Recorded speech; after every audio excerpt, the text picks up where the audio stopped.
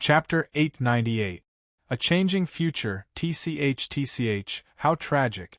Within the primal chaos space, Guzichin sat cross-legged on a chair as he watched the scene through the curtains. The great sage was currently being tortured.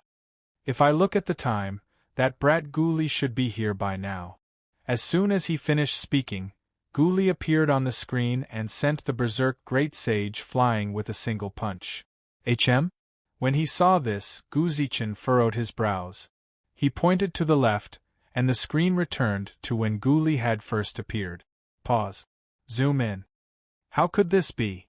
Guli carried a longsword on his back. Judging from the engravings on it, it was undoubtedly the Chiyu sword. He shouldn't be holding the Chiyu sword right now, so why? Guzichin furrowed his brows, then shook his head. He waved his hand and removed the screen, then turned his gaze to Yizichin. Is this the butterfly effect? You don't have much time left. Whether that monkey lives or dies is up to you. Yizichin sat on the ground like a meditating monk. There were no fluctuations of energy emanating from him at all. Even his breathing was barely discernible. However, at that moment, a broken sword emerged from between his eyebrows. The small, golden sword circled above his head. It was originally dim, but now it suddenly began to shine with golden light. The hand seal that had fused with Yizichin's body emerged as well. Boundless spiritual energy transformed into a vortex that continuously poured into the broken golden sword. At the same time, the two halves of the sword slowly joined back together. How could this be? Off in the distance, Guzichin was stunned once more. He stared at the golden sword in astonishment. Why was the condensed divine spark still there? Shouldn't this divine spark be shattered? He'd experienced it himself. His godhead had shattered under the power of heavenly lightning. After ascending to the god realm, he'd condensed another godhead. As he considered this, a scroll appeared before him. This was the godhead he'd condensed a second time. By now, he was so shocked he couldn't speak. The Chiyu sword shouldn't have appeared by Guli's side. His shattered godhead had reformed. The current development was completely out of his control. This was completely contrary to the future he knew. Normally, the power of the Lord of the Three Realms seal would have been transferred to Yizichin, raising his strength to the level of a supreme, then heavily injuring Guli. But the future had changed. Guzichin didn't know whether this was good or bad, but he did know that without the power of the seal, Yizichin was absolutely no match for Guli. Not necessarily. If this godhood could be condensed again, who knew? Guzichin suppressed his astonishment and stared intently at the golden sword, which was devouring the energy of the hand seal. The dull sword was now releasing a dazzling light. The two halves of the sword had completely fused back together, but there were still some cracks on its body. Fuse. Guzichin prayed inwardly. All he could do now was pray that the godhead would fully recover. Otherwise, Yizichin wouldn't be able to play around anymore. At that moment, Guzichin furrowed his brows. We're already here, yet you're still able to spy on me? You guys really are pulling out all the stops. Guzichin snorted calmly, then quickly formed a hand seal. A rippling bubble enveloped Yizichin. Next, his lips curled into a smile, and he stared intently at the chaotic void. If you want to attack me right under my nose, I'm afraid you'll have to train for tens of thousands of years. Whoosh! Guzichin, who was sitting on his chair, suddenly disappeared from the chaotic void. Inside the bubble, the sword between Yizichin's eyebrows continued to absorb the seal's energy. Along with the passage of time, the damaged patterns on the small sword gradually decreased, and the body of the sword became more and more translucent. After a long while, the handprint hovering in the air gradually dimmed, and the spiritual energy it had accumulated gradually dried up. After releasing the last drop of spiritual energy, Yizichin fell to the ground. The little sword, which had been absorbing his spiritual energy all this time, shook a few times, then burrowed into Yizichin's forehead. However, the cracks on its body hadn't completely healed. The instant the sword burrowed into his forehead, Yi Zichen, who'd been meditating like an old monk, opened his eyes. The moment he opened his eyes, a tangible golden light shot out from his eyes. His profound gaze was like that of an ancient emperor's, unassailable might. After a long silence, Yi Zichen stood up from the ground and bent down to pick up the dimmed hand imprint. "You little bastard," he muttered softly. Obviously, by little bastard, he was referring to the golden sword. Then, he looked at the handprint in his hand. "It seems you've absorbed all of its accumulated spiritual energy. It's useless now. But it's still the symbol of the master of the three realms. I'll pass it on to my descendants in the future. I just hope the next one doesn't blame me." Yi Zichen shook his head and put the seal away, then looked around. "Why isn't Gu Zichen here? Isn't he just wasting my time?" He furrowed his brows, then walked up to Gu Zichen's chair and sat down. He held his breath and concentrated.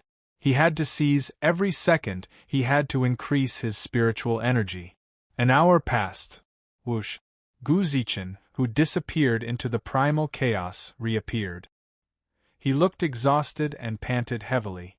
Then he saw Yi Zichen sitting in his chair, meditating. "It was over. You're back." Yi Zichen, who was in the middle of regulating his breathing, opened his eyes. He glanced calmly in Gu Zichen's direction, then shouted irritably, "Hurry up and send me out! Do you know how much time you've wasted?" After a brief moment of silence, Gu Zichen spoke up. "Has your godhead recovered? Why do you care so much? You know better than anyone whether it's recovered or not." Yi Zichen frowned at him. "Bro, you've wasted too much of my time. If you keep wasting time like this, I think we should just go find the next one." Gu Zichen furrowed his brows. He hadn't seen the final result, so he didn't know if his godhead had fully recovered. If it hadn't, then. But he had no other choice. It was just as Yi Zichen had said. If they delayed any longer, they really might have to go find the next one. Now that the future had changed, this might be a good opportunity for them. "Alright, then let's go." When he considered this, Gu Zichen no longer hesitated. The future was no longer in his control, so he might as well leave it all up to Yi Zichen. Chapter 899. To prolong your life. The earth quaked and the mountains shook. The behemoth great sage fell to the ground with a loud crash. It was like an earthquake. Even those who were far away could feel the tremors of the ground. Everyone present had forgotten about it. Guli. Black Dragon clenched his fists. Earlier, because Guli was Chio's reincarnation, he'd placed him among the demons. But in the end, he occupied the nest of the magpie, making the entire demon race unable to return home. Fortunately, Brother Su opened up a space for them. However, Brother Su's lifespan is approaching its end.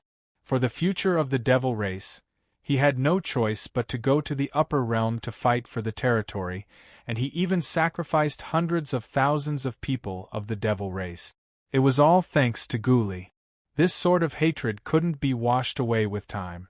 The other demon sovereigns did the same. They stared at Guli with bloodshot eyes, especially Li Min Yi. In the beginning, there were only 2 women among the 12 demon sovereigns. One of them was her, and the other was Hua Kuei. Since she was also a woman, she had the best relationship with Hua Kuei among the demon lords, even though the 2 of them were always at odds with each other. But Hua Kuei's death was caused by Guli. Guli. Li Min Yi clenched her fists so hard they cracked.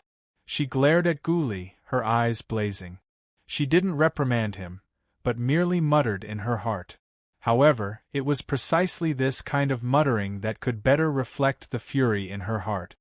"This monkey can't be Great Sage Sun, right?" Guli tilted his head and looked at the fallen Great Sage, who hadn't gotten up for a long time. "When I was in the modern realm, I was deeply affected by Journey to the West, and I really admired the awe-inspiring Great Sage Sunday. It's just that I didn't expect that the Monkey King Sun Wukong would actually become like this. TSK, so pitiful." he slowly descended to the ground. In front of the great sage, Gu Li seemed incomparably tiny. However, he looked at the great sage with pity in his eyes and shook his head. Roar! The great sage roared as he slapped out with his huge palm. He was furious right now. These ants had actually injured him. He wanted to kill all of these ants. Gu Li's palms, as big as prayer mats, carried with them a strong gust of wind, but his expression remained as compassionate as ever. Crack! Roar! He forcefully broke the great sage's hand. Without any hesitation, he crippled all 4 of the great sage's limbs. Roar! The great sage screamed miserably, but Gu Li simply shook his head repeatedly. Your Excellency Gu Li. The zombie progenitors hurried over as well. They looked at Gu Li with a hint of fear in their eyes. When he left the Buddhist domain, he was still so weak and incomparably small. But why did he become so strong in just a day? Humph! You don't have to thank me. If you work for me, I will naturally ensure your safety. With that, he ignored them and turned his gaze to the demon clan. More accurately, it landed on Suiyun. Brother Su, it's been a long time since we last met. Do you regret my decision to recruit you? If you do, I can still treat you as an honored guest and extend your life. Black Dragon wanted to scold Suiyun, but he swallowed his words. Extend his life. Everyone valued their own lives. He knew full well that Suiyun didn't have much time left. He'd thought of countless ways to extend his life, but to no avail. Now, Gu Li was saying this with such certainty.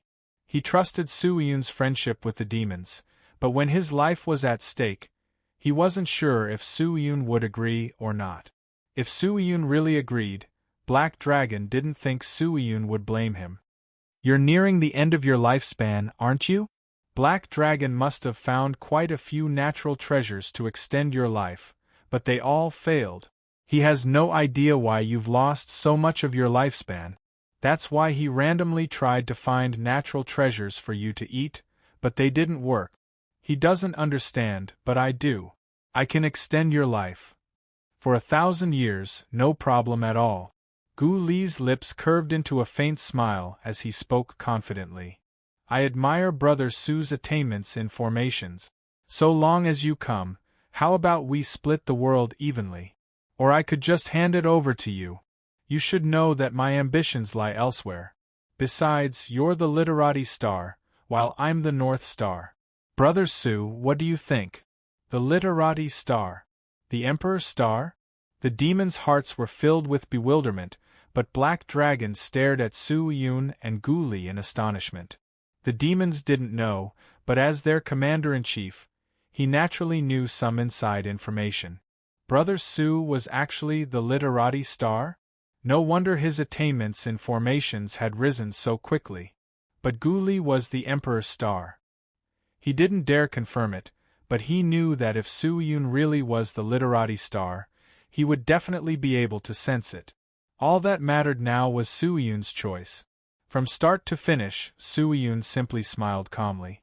To tell the truth, when it came to his lifespan, he was a little shaken. However, it was only for a moment before he calmed down. He'd long since prepared himself to face death. If he wanted to live, he wouldn't need to waste his lifespan like that. All he needed to do was cultivate step by step.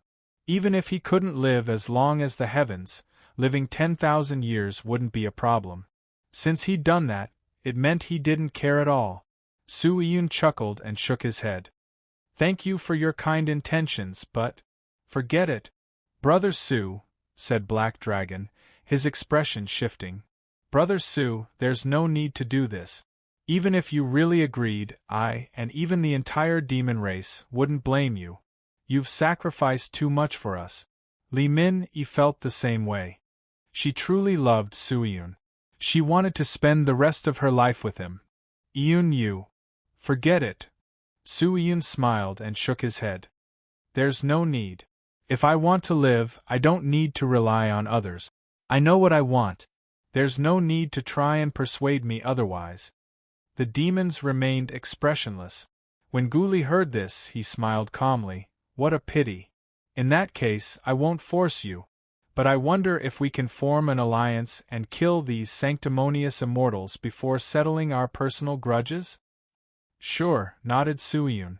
That's perfect.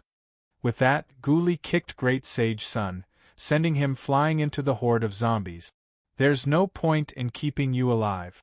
Go feed the zombies. Great Sage. The people of the Beast region knit their brows. It was impossible for them not to care about the Great Sage. When they'd seen the Great Sage's eyes go blind, their hearts ached. But for the sake of the bigger picture, they couldn't do anything. Now that the demons and Guli had come to an agreement, they might not be able to escape. In that case, they might as well. Chapter 900. In despair, the demons and Guli's forces surrounded the forces of the three realms. When they saw this scene, no matter who it was, they knew in their hearts that they couldn't escape. Their chances of breaking out of this encirclement were slim. Even if they succeeded, they'd suffer enormous losses. We can't leave, said one of the Beast Region's elders. He stared directly at the blood-soaked warriors and said in a low voice, "We might not be able to leave. Perhaps the only thing that awaits us is death, but our deaths should be more meaningful." That's right, said another elder. Another elder spoke up. We are the first batch of human warriors to resist the demon race and the zombie race. When we first arrived, we were already prepared to die. I just didn't expect it to happen so suddenly. Now I just want to ask you, are you ready? Regardless of whether you're ready or not, I'll give you half a minute to do as you please. Once that time is up, your lives will no longer be your own. Everyone fell silent. Countless warriors closed their eyes. They didn't complain. Instead, they closed their eyes and recalled their most beautiful memories. Someone among the warriors suddenly roared, "For the future! For the future!" This roar caused all the warriors present to open their eyes. It was like a sudden clap of thunder, but for some reason, in this moment of despair, it ignited the flames in their hearts. Memories were beautiful. Every single one of them had beautiful memories they couldn't bear to part with. Yes, they could no longer go back. They might never see their loved ones again. They might never return to the place they dreamed of. But they could create a future for their loved ones. They could use their blood, their passion, to create a future for the people they wanted to protect. Retreat in defeat or bravely face death. They'd rather choose the latter. Don't think for 1 second that they were just meat on the chopping block. Now that they were determined to fight to the death, they'd become a tough bone to chew. If they wanted to eat them, they'd have to at least knock out a few of their enemies' teeth. When the flames of despair were ignited, everyone's potential would be stimulated. For the sake of their determination, for the sake of everything they wanted to protect, they'd rather spill their blood all over the land. Kill. There was no organization. When someone took the lead and shouted this word, all the warriors in the field were ready for battle. Without any hesitation, they charged right into the encirclement of demons and zombies. There was no organization, no discipline, no clear battle plan, and no target to attack. At this moment, none of this mattered. What they needed to do was to kill the people who invaded their homes. Every time they killed someone, their chances of winning would increase. They would have a greater chance of protecting the future. Thousands of years later, when their descendants could still stand on this land and laugh, then everything would be worth it. At that time, perhaps their descendants would proudly tell those who came later, "My ancestors were heroes." Kill! Everyone's eyes were bloodshot. At this moment, they had already given up on defense and were attacking in a frenzy. It didn't matter if he was injured. These injuries were all embellishments for their heroic deeds in the future. So what if they were injured? The meaning of their existence now was to kill to their heart's content. Killing too was worth it. The tip of his nose twitched. After leaving the chaotic space, Yi Zichen and Gu Zichen reappeared in Maple City. Although the rain had washed away the stench of blood, they could still smell it from afar. As far as the eye could see, it was as if the entire world had been dyed red. Damn it! Yi cursed inwardly, then gritted his teeth and charged forward as fast as he could. Scram! At the same time, the Beast Region's elders rushed to the Great Sage's side. They brazenly attacked the horde of zombies. When they scattered all of the Great Sage's zombies. Great Sage! More than half of the Great Sage's flesh had been gnawed away. His left eye was pierced by a sword, and blood flowed freely from it. When he saw the Beast Elders land on him, for some reason, the bloody light in the Great Sage's eyes vanished. He laughed. Great Sage, son, actually fell for this illusion formation. Son. I can't accept this. His enormous body shrunk non-stop. Before long, he returned to his original form. Of course, he wasn't a human. He was a humanoid monkey. When he returned to his original form, he was covered in pure white bones. Not a single part of his body was unharmed. His left and right sides were still blind. However, after he shrank, the sharp blade fell to the side. Great Sage. The Beast Elder's eyes were grave. I'll take you over to treat your injuries. Ha! To his surprise, the Great Sage laughed calmly. At that moment, the zombies swarmed towards them once more. When he saw how many zombies there were, the Beast Region Elder's scalp went numb. Great Sage, let's go. This elder probably knew that if they brought the Great Sage along, they might all die in the hands of the zombies. But how could he possibly abandon the Great Sage? However, the instant he grabbed the Great Sage's arm, he felt a powerful force push him away. The Great Sage, all four of his limbs broken, struggled to his feet with his twisted legs. Come to me. The Rui Jingu Bang pierced through countless zombies, then flew into the Great Sage's hands. Sweet. The Great Sage sent the zombies in front of him flying. Relying on his broken body, he withstood the onslaught of tens of thousands of zombies. Until he was truly exhausted. Bang! The Rui Jingu Bang slammed into the ground, and the Great Sage leaned against it, a haughty smile on his face. Even if son, die, I die standing. Come on, evildoers. Let me see just how fast you can eat. Is this your final counterattack before death? Ghoulie couldn't help but sneer at the warriors of the three realms, who were unafraid of death. He shook his head disdainfully, then turned his gaze to the Great Sage. Not bad, not bad. You've actually regained your senses. TCH, you really are the war god. Even after losing all four limbs, you're still so strong. Not bad, not bad. But you'll die anyway. Coincidentally, the Great Sage had already lost all his strength and was leaning against his staff. Tens of thousands of zombies stood in front of him, glaring at him like a tiger watching its prey. His fate was already set in stone. What a pity. The mythical figure I loved the most when I was young is going to die just like that. Just as he was about to turn around and avoid seeing the Great Sage's death, a fierce gust of wind blew past him. A person suddenly appeared in front of Great Sage Sun, exuding monstrous anger. Chapter 901. Flames of rage soared to the heavens like a comet. Yi appeared before the Great Sage. With a loud explosion, the zombies that had been charging at the Great Sage were all sent flying. Great Sage. Without hesitation, Yi turned around. His eyes reddened at the shocking wounds. His flesh was mangled to the bone, and his limbs were twisted beyond recognition. His left eye was still bleeding, and his right eye was also showing signs of fatigue. You're here. When he heard Yi voice, the Great Sage struggled to open his eyes. He grinned tiredly. I'm a little tired. Let me sleep for a while. With that, the Great Sage slumped against the Rui Jingu Bang and slumped to the ground. When he saw this, Yi hurriedly embraced him and called out his name over and over again. Great Sage!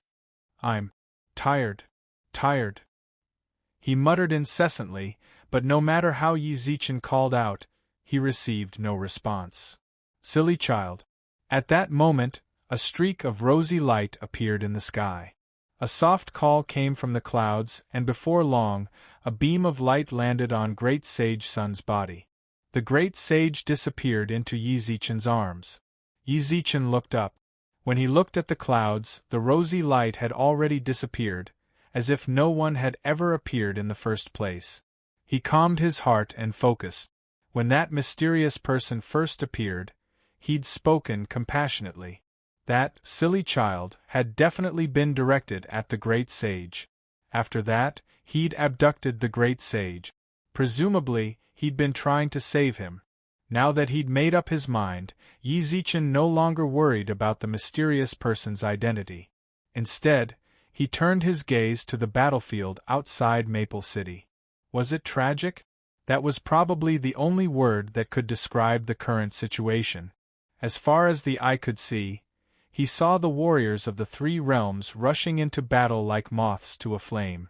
They were fearlessly fighting with all their might. The major powers of the Beast region and the Outer Immortal region were also exhausted from fighting the elite demons and zombies. As a result, they hadn't even noticed Yi Zichen's arrival. Right at this moment, he felt two auras appear on both sides and completely lock onto him. He looked around and saw Black Dragon and Gu Li standing on either side of him, surrounding him. Brother Yi. The one who spoke was Gu Li.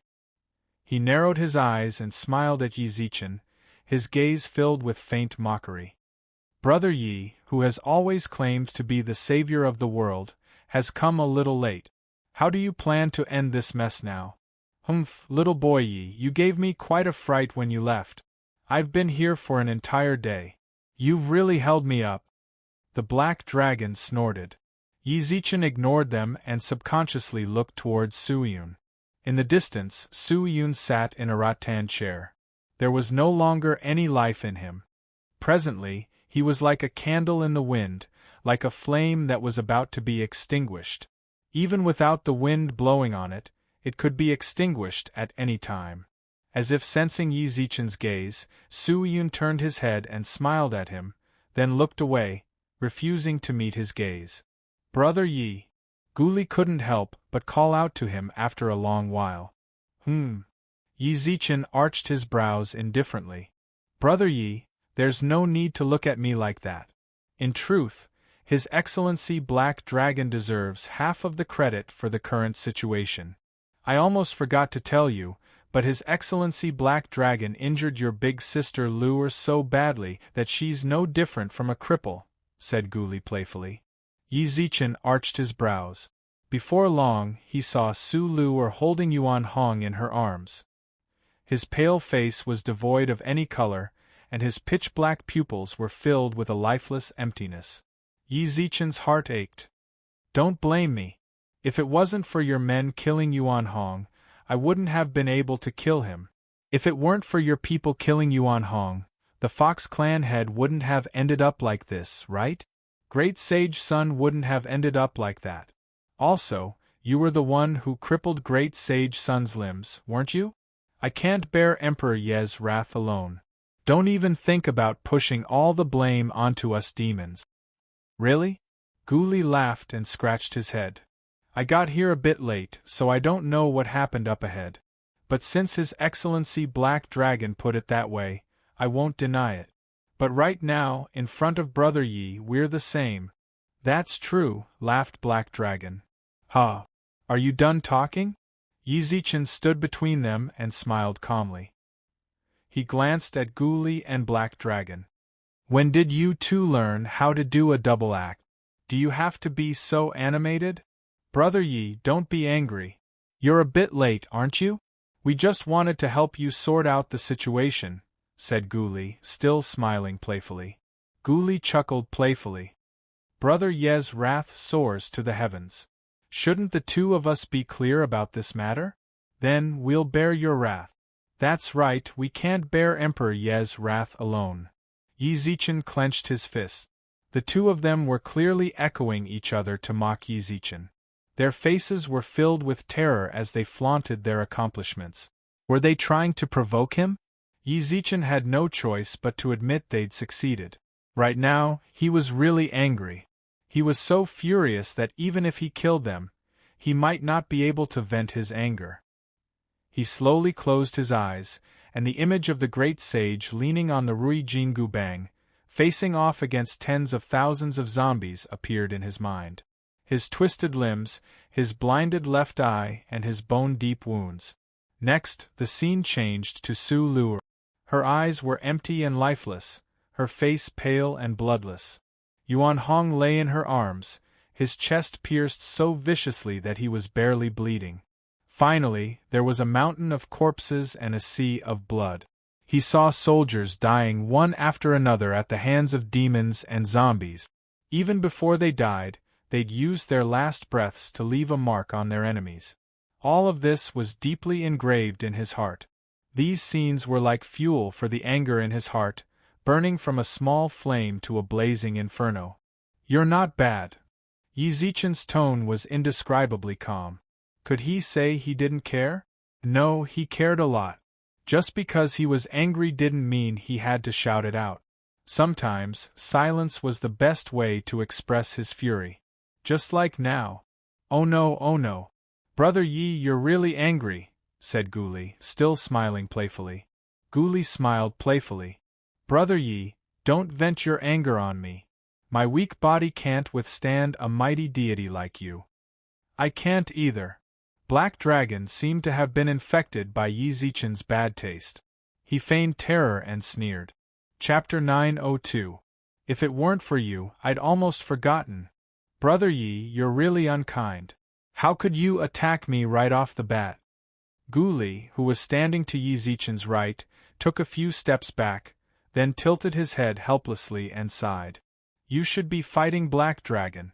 We're half from the same hometown, aren't we?" Although he put on a relaxed expression, his heart could not help but tremble. He'd only barely dodged Yi Zichen's sudden punch. Even so, the wind from Yi Zichen's punch still stung his face. "Humph. So you really did inherit the Master of the Three Realms power." Guli snorted sinisterly and looked straight ahead. "But you're still going to die." Noisy. Yi Zichen glanced at him coolly, then attacked Guli without any hesitation. He'd done this after careful consideration. When he stood between Guli and Black Dragon clearly gave him a stronger sense of danger. 2 fists were no match for 4 hands. If he fought both of them at the same time, he'd undoubtedly be at a disadvantage. He might as well go all out, kill Guli, and then think about how to deal with Black Dragon. Now wasn't the time to be careless. He had to play it safe. With an explosive roar, Yi Zichen's eyes darkened, and he swung his fist once more without any flourish. Bang! However, this time, Guli didn't dodge. Instead, he raised his right arm and took Yi Zichen's punch head-on. Hiss! When Yi Zichen's fist touched Guli's arm, he couldn't help but gasp. "What a strong body!" Yi Zichen exclaimed inwardly, then hurriedly retreated. "Brother Yi, you're making my heart ache," said Guli, patting his arm. Then he looked at Yi Zichen in confusion. "Why do you keep staring at me? Why don't you go fight Black Dragon instead? I can promise you that when you fight him, I absolutely won't ambush you." "I can promise you that too." As soon as Guli finished speaking, Black Dragon laughed magnanimously. "You can settle your personal grudges. I absolutely won't interfere." Black Dragon wasn't lying. Don't be fooled by the fact that he and Guli were just putting on a show because Yi Zichen was their common enemy. However, Black Dragon could never forget his hatred for Guli. If it weren't for the fact that Black Dragon hated Yi Zichen more than Guli, they might already be working together to deal with Guli. Guli wasn't all that surprised by Black Dragon's response. Both of them were well aware of the relationship between them. He had never thought that Hei Long would actually help him. It was good enough that he didn't do anything behind her back, but he still said with a playful smile, "Lord Black Dragon is really heartless." "Same here." Hei Long remained unmoved. Soon after, he spread out his hands, took a few steps back and said, "Please continue." "That's really sad news." Guli rubbed his forehead, then sighed with a pained expression. Before long, he composed himself and said, Brother Yi, you punched me twice. Brother Yi hit me twice. It's impolite not to reciprocate. Brother Yi, be careful. He was polite, and even told Yi Zichen to be careful. However, Gu Li's attacks were especially crafty. Deafening booms filled the air, attracting the attention of the distant beast region experts. After repelling the enemies around them and taking a breather, they looked over. That's probably Emperor Yi. When they heard this, practically everyone looked over. It really is Emperor Yi. After a few confirmations, the people of the Beast region and the Immortal region were all delighted. Then they heard someone shout, Emperor Yi is already on his way to help. Before long, even more allies will arrive. Everyone, hold on. This shout was like a cardiac stimulant, filling the blood-soaked soldiers with even more vigor. For a moment, both the demons and zombies seemed to be on the verge of retreat. Emperor Yi, your appearance has been a great motivator, said Gu Li. After a brief exchange of blows, Gu Li and Yi Zichen separated. He looked down at the soldiers, who were breaking through as if on steroids. Yi Zichen remained silent. In response, Yi Zichen remained silent. He simply stared ahead, his nerves taut. Although the difference between them wasn't obvious, he could still sense it.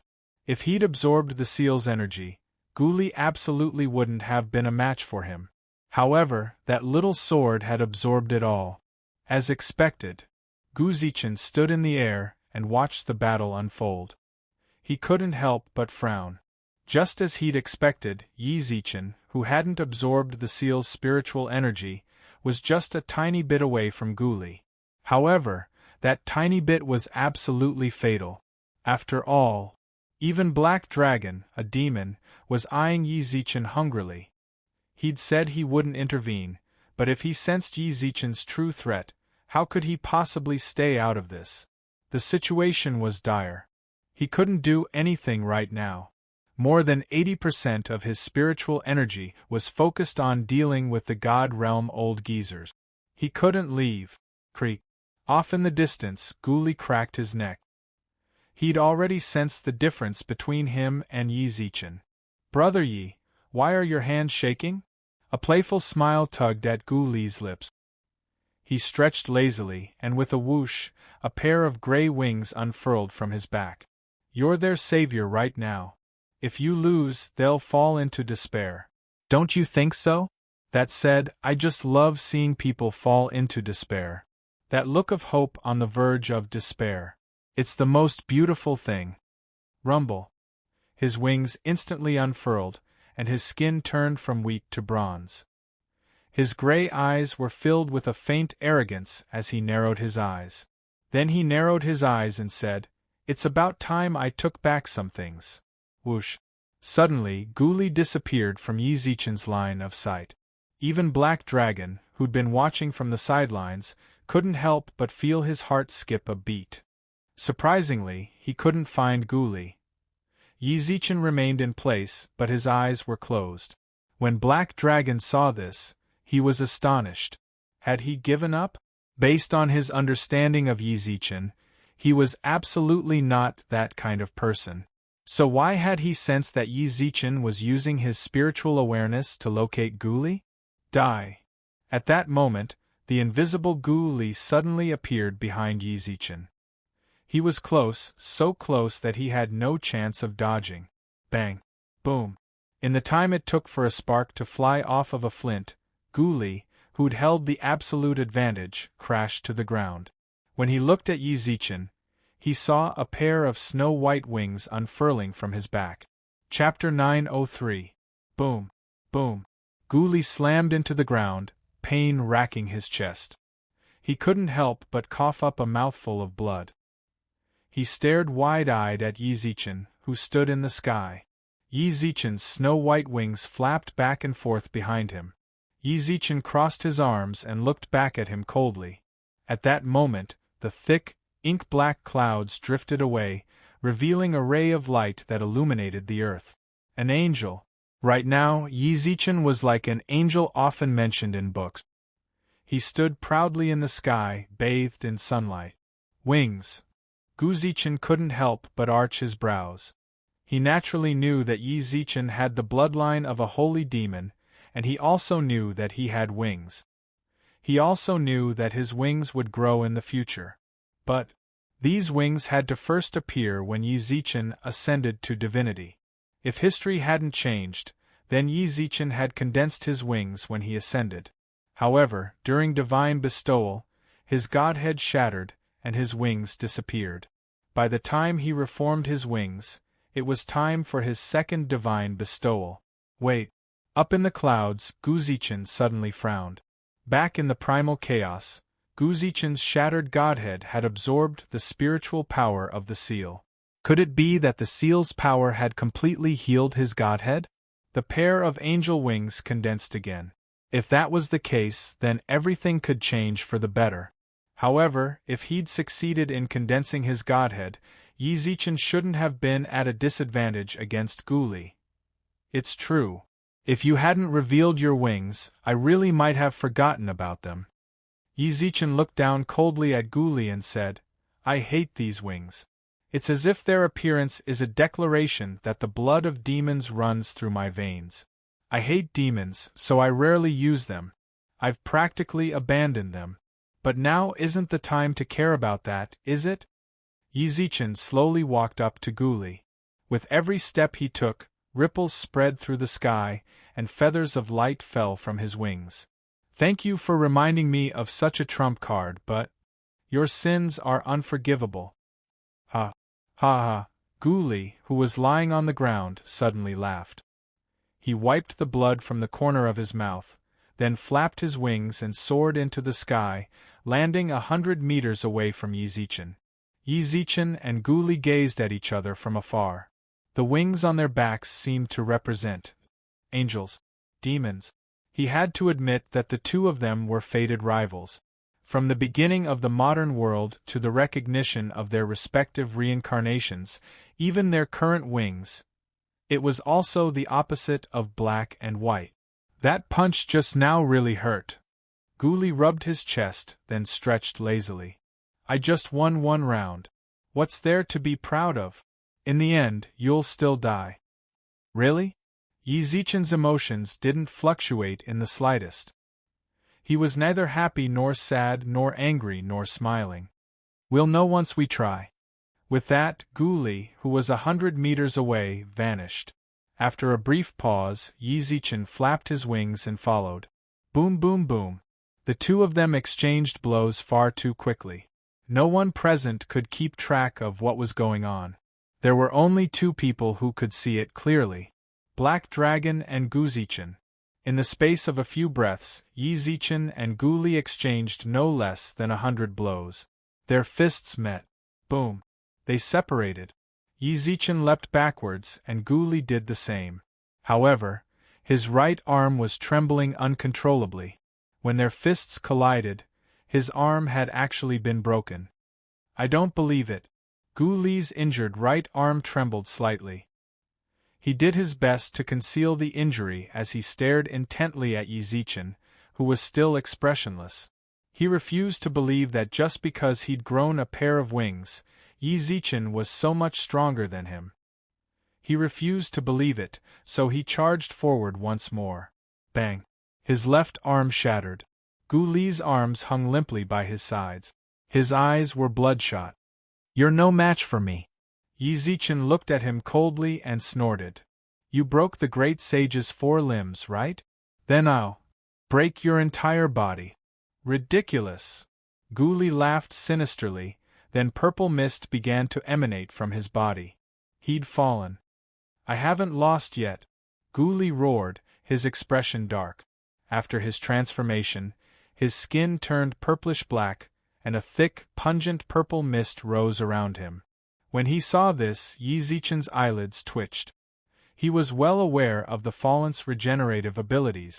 Yi Zichen's wings flapped slightly, and he shot forward like a cannonball. Humph! Gu Li snorted coldly. When he saw Yi Zichen charging towards him, he grinned. Come on!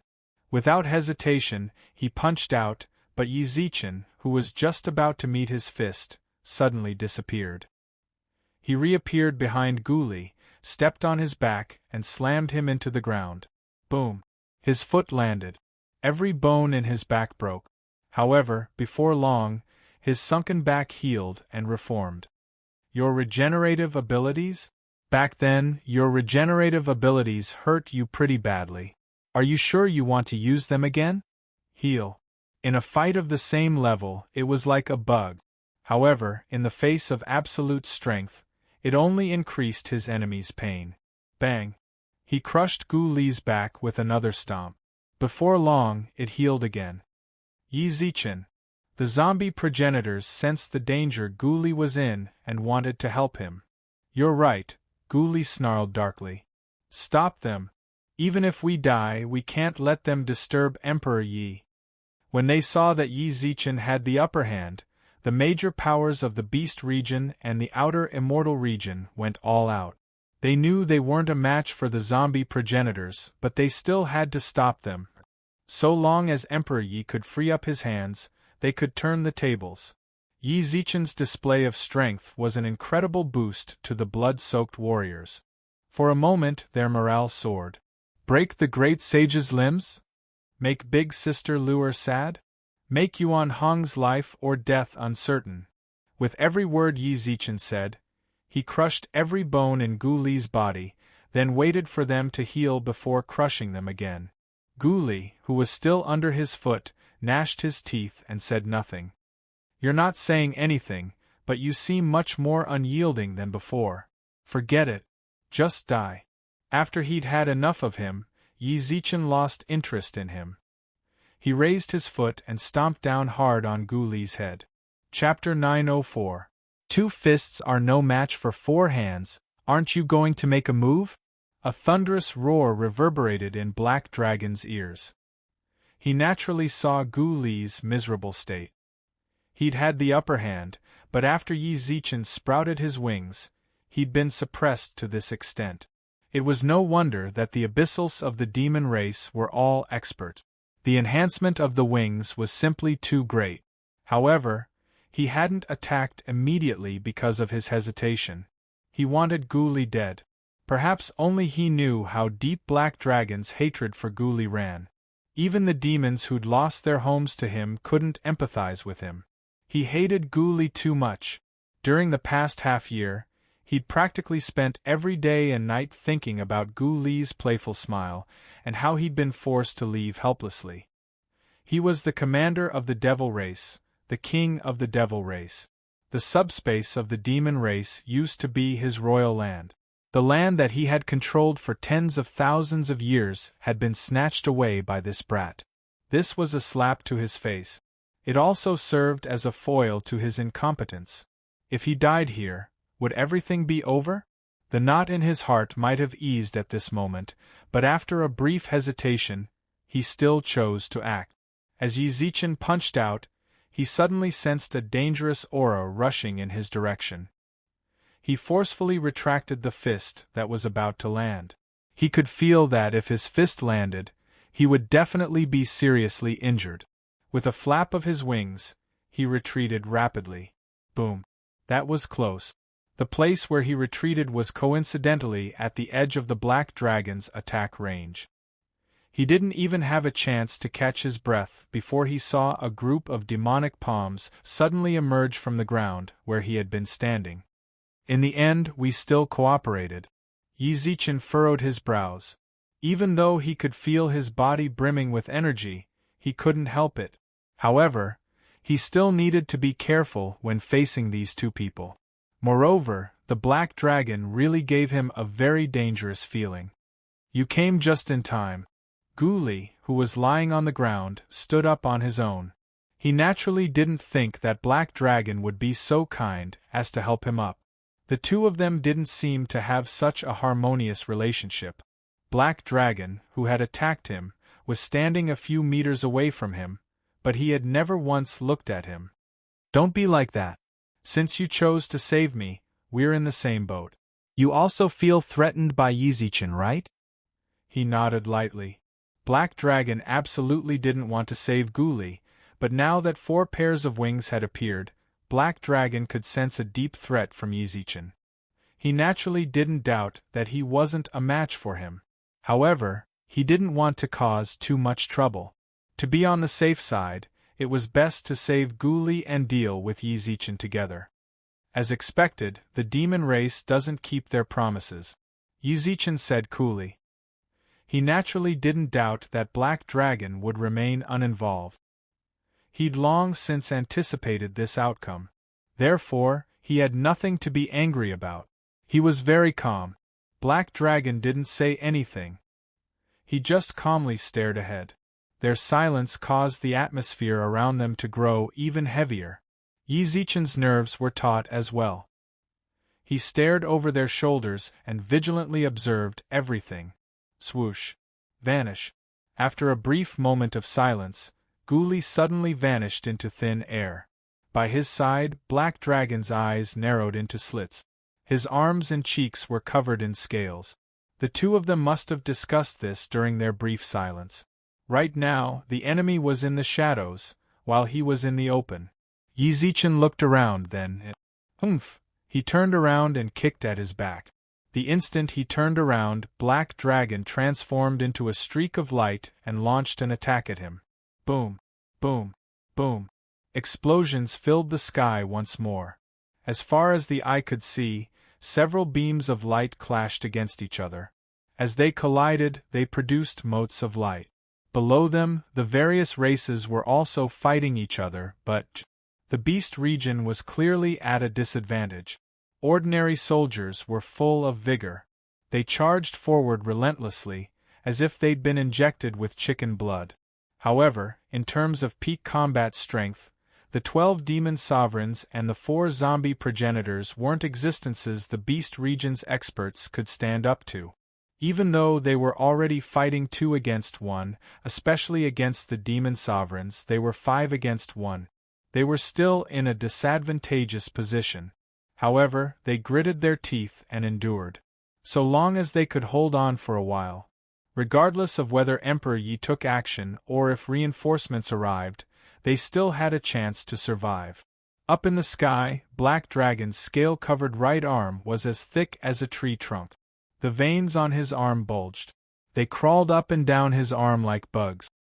His face was twisted with savagery. Die. Not good. Yi Zichen had just knocked Guli back when he suddenly sensed danger behind him. However, he knew it was too late to dodge. In an instant, he made the best decision. He turned around. He crossed his arms and took the blow head-on. Bang! The instant Black Dragon's fist collided with Yi Zichen's arms, he was sent flying like a cannonball. Emperor Yi. When they saw this, the hearts of the beast region and 3 realms trembled. However, when experts fought, everything happened in the blink of an eye. Their brief pause gave their opponents the perfect opportunity. Cough. At practically the same time, several experts from the beast region and 3 realms coughed up blood and crashed to the ground. Their injuries also affected the blood-soaked warriors fighting on the front lines. Whoosh! Their heads fell to the ground or were devoured by the zombies. It was all like a butterfly effect. One side affected the other. It seems my arm is useless now. Yi Zichen crawled out of the crater.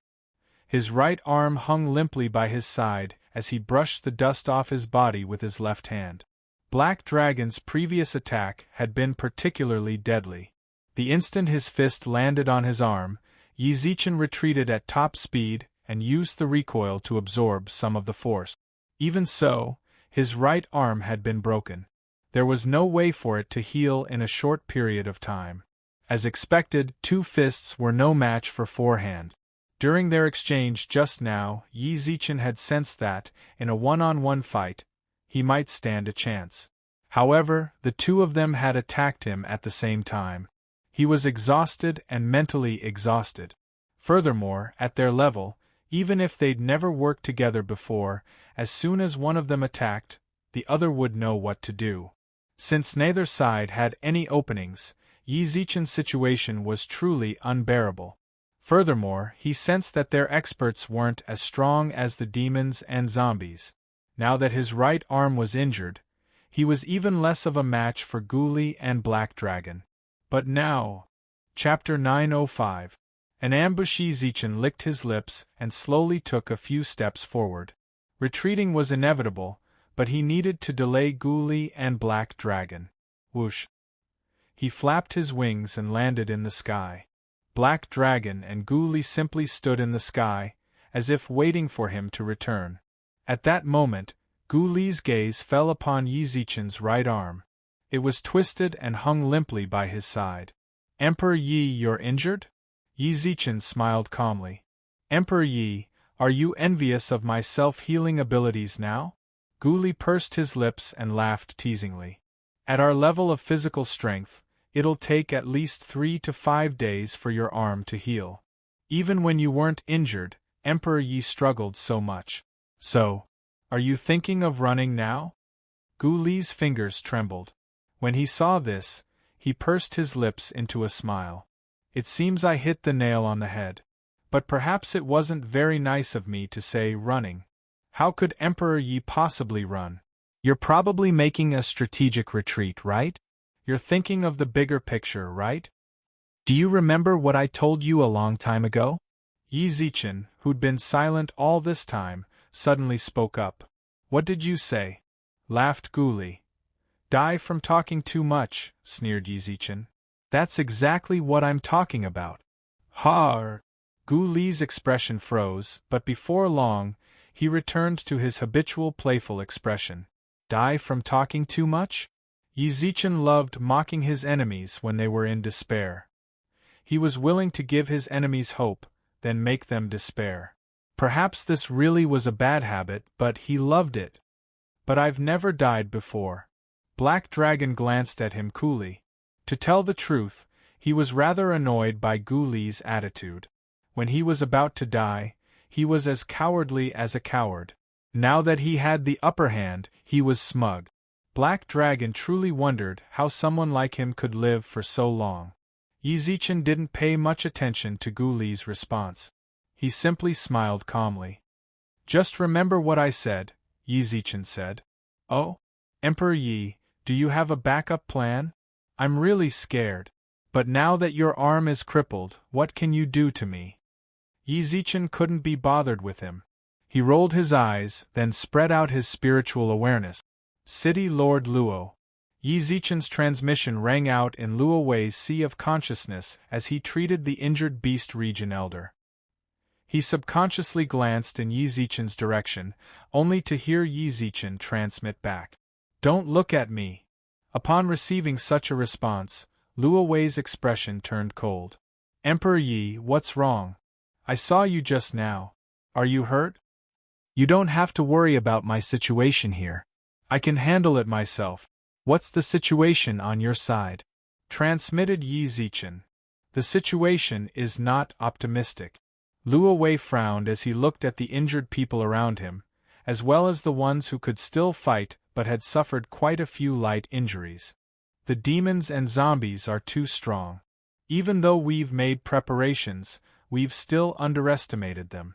Moreover, we were only prepared to fight against the devils at that time. Now that there are so many zombies, we're somewhat unprepared.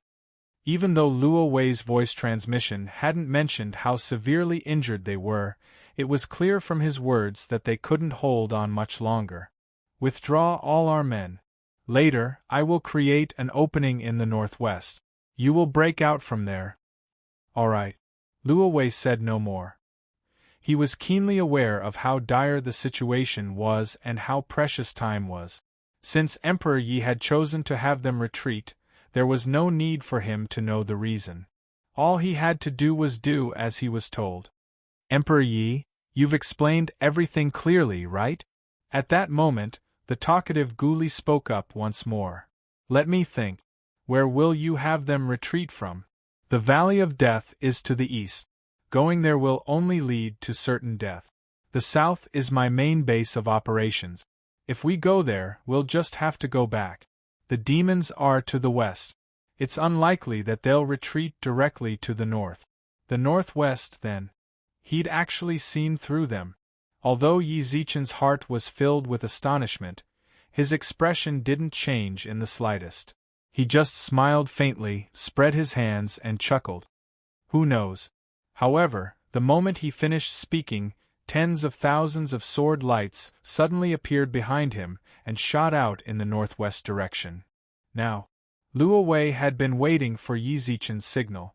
When he saw the tens of thousands of illusory swords, he roared at his soldiers. Now is the time. Retreat. The soldiers of the Beast region and the Immortal region fled northwest. The demon elites tried to stop them, but Yi Zichen's tens of thousands of swords killed them all. There were no obstacles along the way, but it was only temporary. Yi Zichen had said that he could only open a small opening. Before long, the demons would fill in the gap. Whether or not Luo Wei and the others could break through would depend on themselves. You hit the nail on the head. Just as Yi Zichen's sword descended, Gu Li's lips curved into a smile. So what if I hit the nail on the head? Yi Zichen laughed coldly, then unleashed his majestic aura. His eyes locked onto Gu Li and Black Dragon. With me here, don't even think of leaving. Especially your excellency, Black Dragon. I killed so many of your demons, so don't blame me. To his surprise, Yi Zichen thought Black Dragon would glare at him in fury, but to his surprise, his expression didn't change in the slightest. When he looked at Gu Li, he smiled playfully and crossed his arms, looking completely unafraid. Yi Zichen looked northwest. No one was guarding it. After his swords slaughtered the demons, no one had gone to guard that area. Did they want to let Luo Wei and the others leave? Absolutely not. Something was definitely wrong. That place. It was a trap. Emperor Yi, oh Emperor Yi, I really don't know what you're thinking. I already pointed it out to you. You're going to break through to the northwest. Since I figured that out, did you really think I wouldn't set up a trap there? At that moment, Gu Li sighed and shook his head. Thank you. You told them to run northwest and caught them all in one fell swoop. I just don't know how much they'll hate you. You're the one who pushed them into the bottomless abyss. What? Yi Zichen's expression shook. He looked to the northwest, where no one was guarding. Suddenly, a horde of twisted zombies appeared. Standing in front of them were the 4 zombie progenitors, as well as the 2 Zhao brothers, who held command medallions. Chapter 906. Chapter 906. Exhaustion and Ambush. Luo Wei, who was leading the way, could vaguely make out a group of people at the end of the path. Everyone stopped. Before long, they saw the 4 zombie progenitors and the Zhao brothers, leading an immeasurable number of blood zombies in front of them. It's the blood zombies, someone in the crowd said. Then, they heard even more despairing news. The demons have blocked off the path behind us. Being surrounded like dumplings, this situation was a little different from before. Previously, the space was vast. Even if they were completely surrounded, they'd still have room to move around. But now, in this cramped space, they could only wait for death. This was true despair. Some of them could no longer hold back their emotions. They knelt on the ground, clutching their heads in their hands. They were hot-blooded and fearless in the face of death. So why was it that when they'd prepared everything, they'd been given hope? Now, they were faced with despair? They really couldn't hold on any longer. When someone knelt on the ground and clutched their heads, it was almost contagious. More and more people knelt on the ground. At first glance, it looked like they were harvesting wheat. They all knelt on the ground. All of you, stand up! All of you, stand up! Luo Wei roared. He naturally knew just how hopeless the situation was, but did despair mean they were just going to wait for death? He really was a powerhouse. Even among the elders of the Beast region and the Immortal region, he was one of the strongest, but he was still an individual. If they wanted to break out of the encirclement, the chances were slim. But if they really wanted to, they'd have to work together as one. All of you, stand up! What are you doing? Luo Wei stood in the sky and roared. Do you really want to kneel here and wait for death? Cowards! Don't you remember what we said at the beginning? Where'd your hot-bloodedness go? They remained unmoved. Of course they'd been hot-blooded, but now that they'd been extinguished, how were they supposed to rekindle it? They'd burned out. It was clear from their eyes that their hearts had crumbled. They knelt on the ground, trembling, ignoring Luo Wei's words. Luo Wei couldn't help but sigh. In truth, he understood. But understanding was one thing, but he couldn't let them kneel here and wait for death just because he understood. Think about your children. Think about the people you want to protect. If your blood has run out, then burn your lives. Actually, Luo Wei didn't want to say this, so he sounded very gloomy when he said it. To be honest, was he in despair? He was also in despair. Emperor Yi transmitted to him, telling him to open an opening for him and let them retreat. To tell the truth, if it weren't for Emperor Ye's transmission, perhaps even if they died, they'd be able to straighten their backs and meet their deaths. But Emperor Yi had ordered them to retreat, giving them a chance to live, but the result was the same. Blame Emperor Yi? He couldn't be blamed for that. After all, he had good intentions and good intentions. It was just that the people on the other side were more calculating than they were. The first spurt of energy, the second weak, and the third exhausted. They were really tired. Now, Luo Wei could only bring up the topic of his children to raise everyone's spirits. As for the result, leave it to fate. As expected, mentioning his children was effective. The kneeling soldiers rose to their feet, raised their weapons, and readied themselves for battle. However, there was no longer any trace of their previous fearlessness on their faces. Fight to the bitter end? If he could kill as many as he could, then he would. If he couldn't, then he would die. His Excellency Gu Li's foresight is truly divine. You actually predicted this path, said Hanba, blocking Luo Wei's path. Hidorigami, one of the zombie progenitors blocking Luo Wei's path, smiled mockingly. Look at these pitiful worms. They've already lost all hope for the future. Zhao Zizhao. At that moment, a delicate shout rang out from the crowd. Lin Shiha, covered in blood, walked out of the crowd. Her almond-shaped eyes brimmed with indescribable emotion as she glared at Zhao Zizhao, who stood in front of the zombies. What are you shouting for? You're quite pretty, but I hate beautiful women the most. A sinister light flashed through Hanba's eyes. As soon as she finished speaking, she was just about to attack when a figure blocked her path. Calm down. Hanba frowned at the man and snorted. Who are you? How dare you stand in my way? Right, are you one of our soldiers? This humble one is Zhao Zizhao, said Zhao Zizhao, bowing. Zhao Zizhao? Hanba arched her brows. Gu Li introduced this kid to us.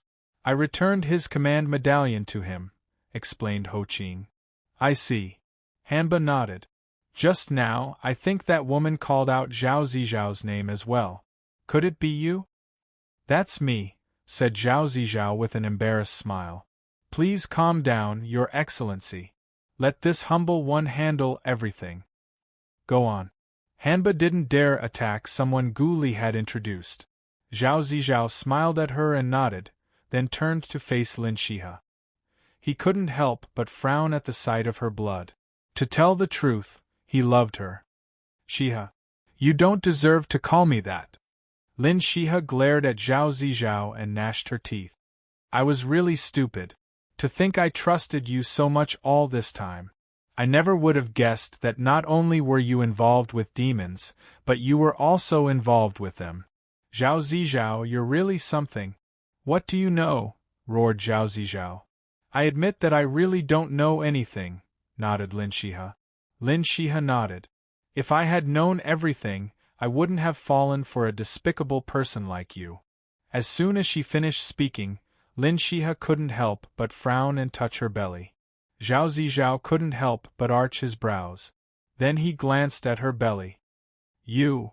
Humph, it has nothing to do with you, said Lin Shiha angrily. Whoosh. He let out a long sigh. Fine, you can pretend it has nothing to do with me, but I can't. Don't say I don't care about our past relationship. I'll give you a chance. If you want, I can let you leave. Then what about the people behind me? What about my subordinates? They can't leave, said Zhao Zizhao, his expression tense. Zhao Zizhao said with a straight face, "They must stay here. Letting you go is already my bottom line." "Bottom line?" sneered Lin Shihe. "What a bottom line? Zhao Zizhao, did a dog eat all your conscience?" "Say whatever you want," roared Zhao Zizhao. "I'll say it one last time. Are you going to leave or not? If you don't, I'll kill you too." Lin Shihe took a step back, her face incomparably pale. Then she laughed heartily. Chapter 907. Be obedient. She didn't say another word. In fact, she didn't even spare them another glance. She turned around and walked back to the center of the group. There was no need to say anything else. When Zhao Zizhao said those words, the last bit of nostalgia in his heart had also disappeared. Zhao Zizhao couldn't help but clench his fists as he watched Lin Shihe's bleak figure. Then, he relaxed and heaved a sigh of relief. That's settled then. He retreated to the zombie progenitor's side. Lin Shihe's lack of appreciation made him feel very embarrassed. He wanted to ridicule the other party's childishness, but for some reason, he still felt a little sour in his heart. The other zombie progenitors didn't even look at him, but Hidorigami chuckled with interest. "You want to let her go, but it seems like she doesn't appreciate it. I wonder how you, the commander's seal, are going to deal with these eyesores?" "Lord Hanba, you're being too serious.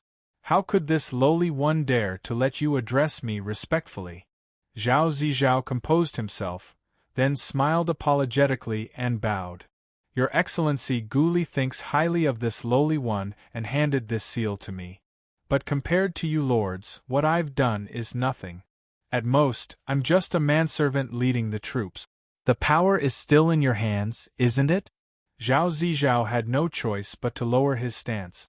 Although the military power was now in his hands, as a general, he was very clear. In the face of absolute strength, even the commander's seal was useless in his hands. Even though the appearance of the dragon vein had greatly increased his strength. But against the zombie progenitor, he was still nothing more than an ant. It wasn't easy for him to reach this step, so he had to be even more cautious and live as if he was treading on thin ice. His words and behavior made the zombie progenitors feel very comfortable. The zombie progenitors, who had originally disliked the commander's seal, looked at him warmly. Hidorigami even smiled and patted him on the shoulder. "You have a good eye." The zombie progenitor was a force of nature. Even though Hanba hadn't used too much force when he smacked Zhao Zizhao, ordinary sky immortals would have been hard-pressed to take it. He gritted his teeth and endured the pain in his shoulder, but the corners of his mouth still curved into a warm and humble smile. "Tell me the truth." "Not bad, not bad. You are worth teaching." He patted Zhao Zizhao's shoulder again. Zhao Zizhao forced a smile and nodded repeatedly. When Lin Shihe saw this, she couldn't help but smile self-deprecatingly. When the sect master of the 100 Flowers Gate saw this, he sighed and patted her shoulder in consolation. Back then, Lin Shihe and Zhao Zizhao had caused an uproar. In the face of such a setback, anyone would be sad. When Hanba finally withdrew his hand, Zhao Zizhao secretly channeled his spiritual energy on his shoulder. His face was filled with a humble smile. "My lords, what do you think we should do? Brother Jiangchen, what do you think?" Hanba and the others all looked at Jiangchen. When he saw the expressions of the people around him, he said, "Don't worry, you'll be fine. His Excellency Guli ordered us not to leave anyone alive, so we naturally have to carry out the mission. However, I don't know if we should keep the woman who has some relationship with Brother Zhao." All of the zombie progenitors' gazes landed on Zhao Zizhao. Sensing their gazes, the pressure on Zhao Zizhao multiplied. He glanced vaguely at Lin Shihe, only to discover that she was also looking at him. Their eyes met for a brief moment before he withdrew his gaze and gritted his teeth. "If it's possible, please be magnanimous." It's not like I'm being merciful." Jiangchen narrowed his eyes. "Brother Zhao is one of Guli's men, which means we're family. If you want to protect someone, it's not a big deal. It's as easy as lifting a finger. Not to mention that she's carrying Brother Zhao's flesh and blood, Ho Qing said with a smile. I'm sorry for the trouble I've caused you all. Zhao Zizhao cupped his hands towards them. However, for some reason, although the zombie progenitors were being polite, Zhao Zizhao sensed that Jiangchen and the others didn't look too happy. Forget it. Even if they didn't want to do this, Lin Shiha had to stay. Not only for her, but also for the children in her belly. Brother Zhao, you're too polite. Jiangchen reached out and pulled him back.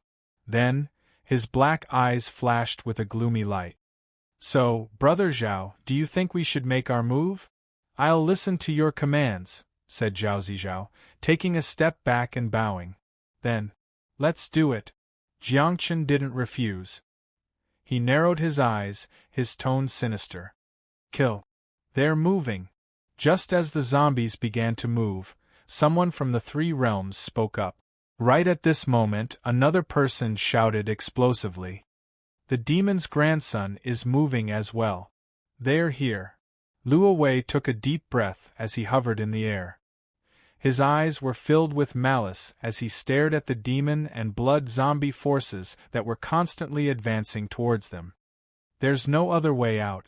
For the sake of your children, for the sake of your loved ones, for the sake of their futures. Kill! As soon as Luo Wei finished speaking, the three realms side let out a deafening roar and charged at the blood zombies and demons. Humph! Yi Zichen, who'd been watching this entire time, snorted coldly. He prepared to flash away and rush to their aid. He had no choice but to go.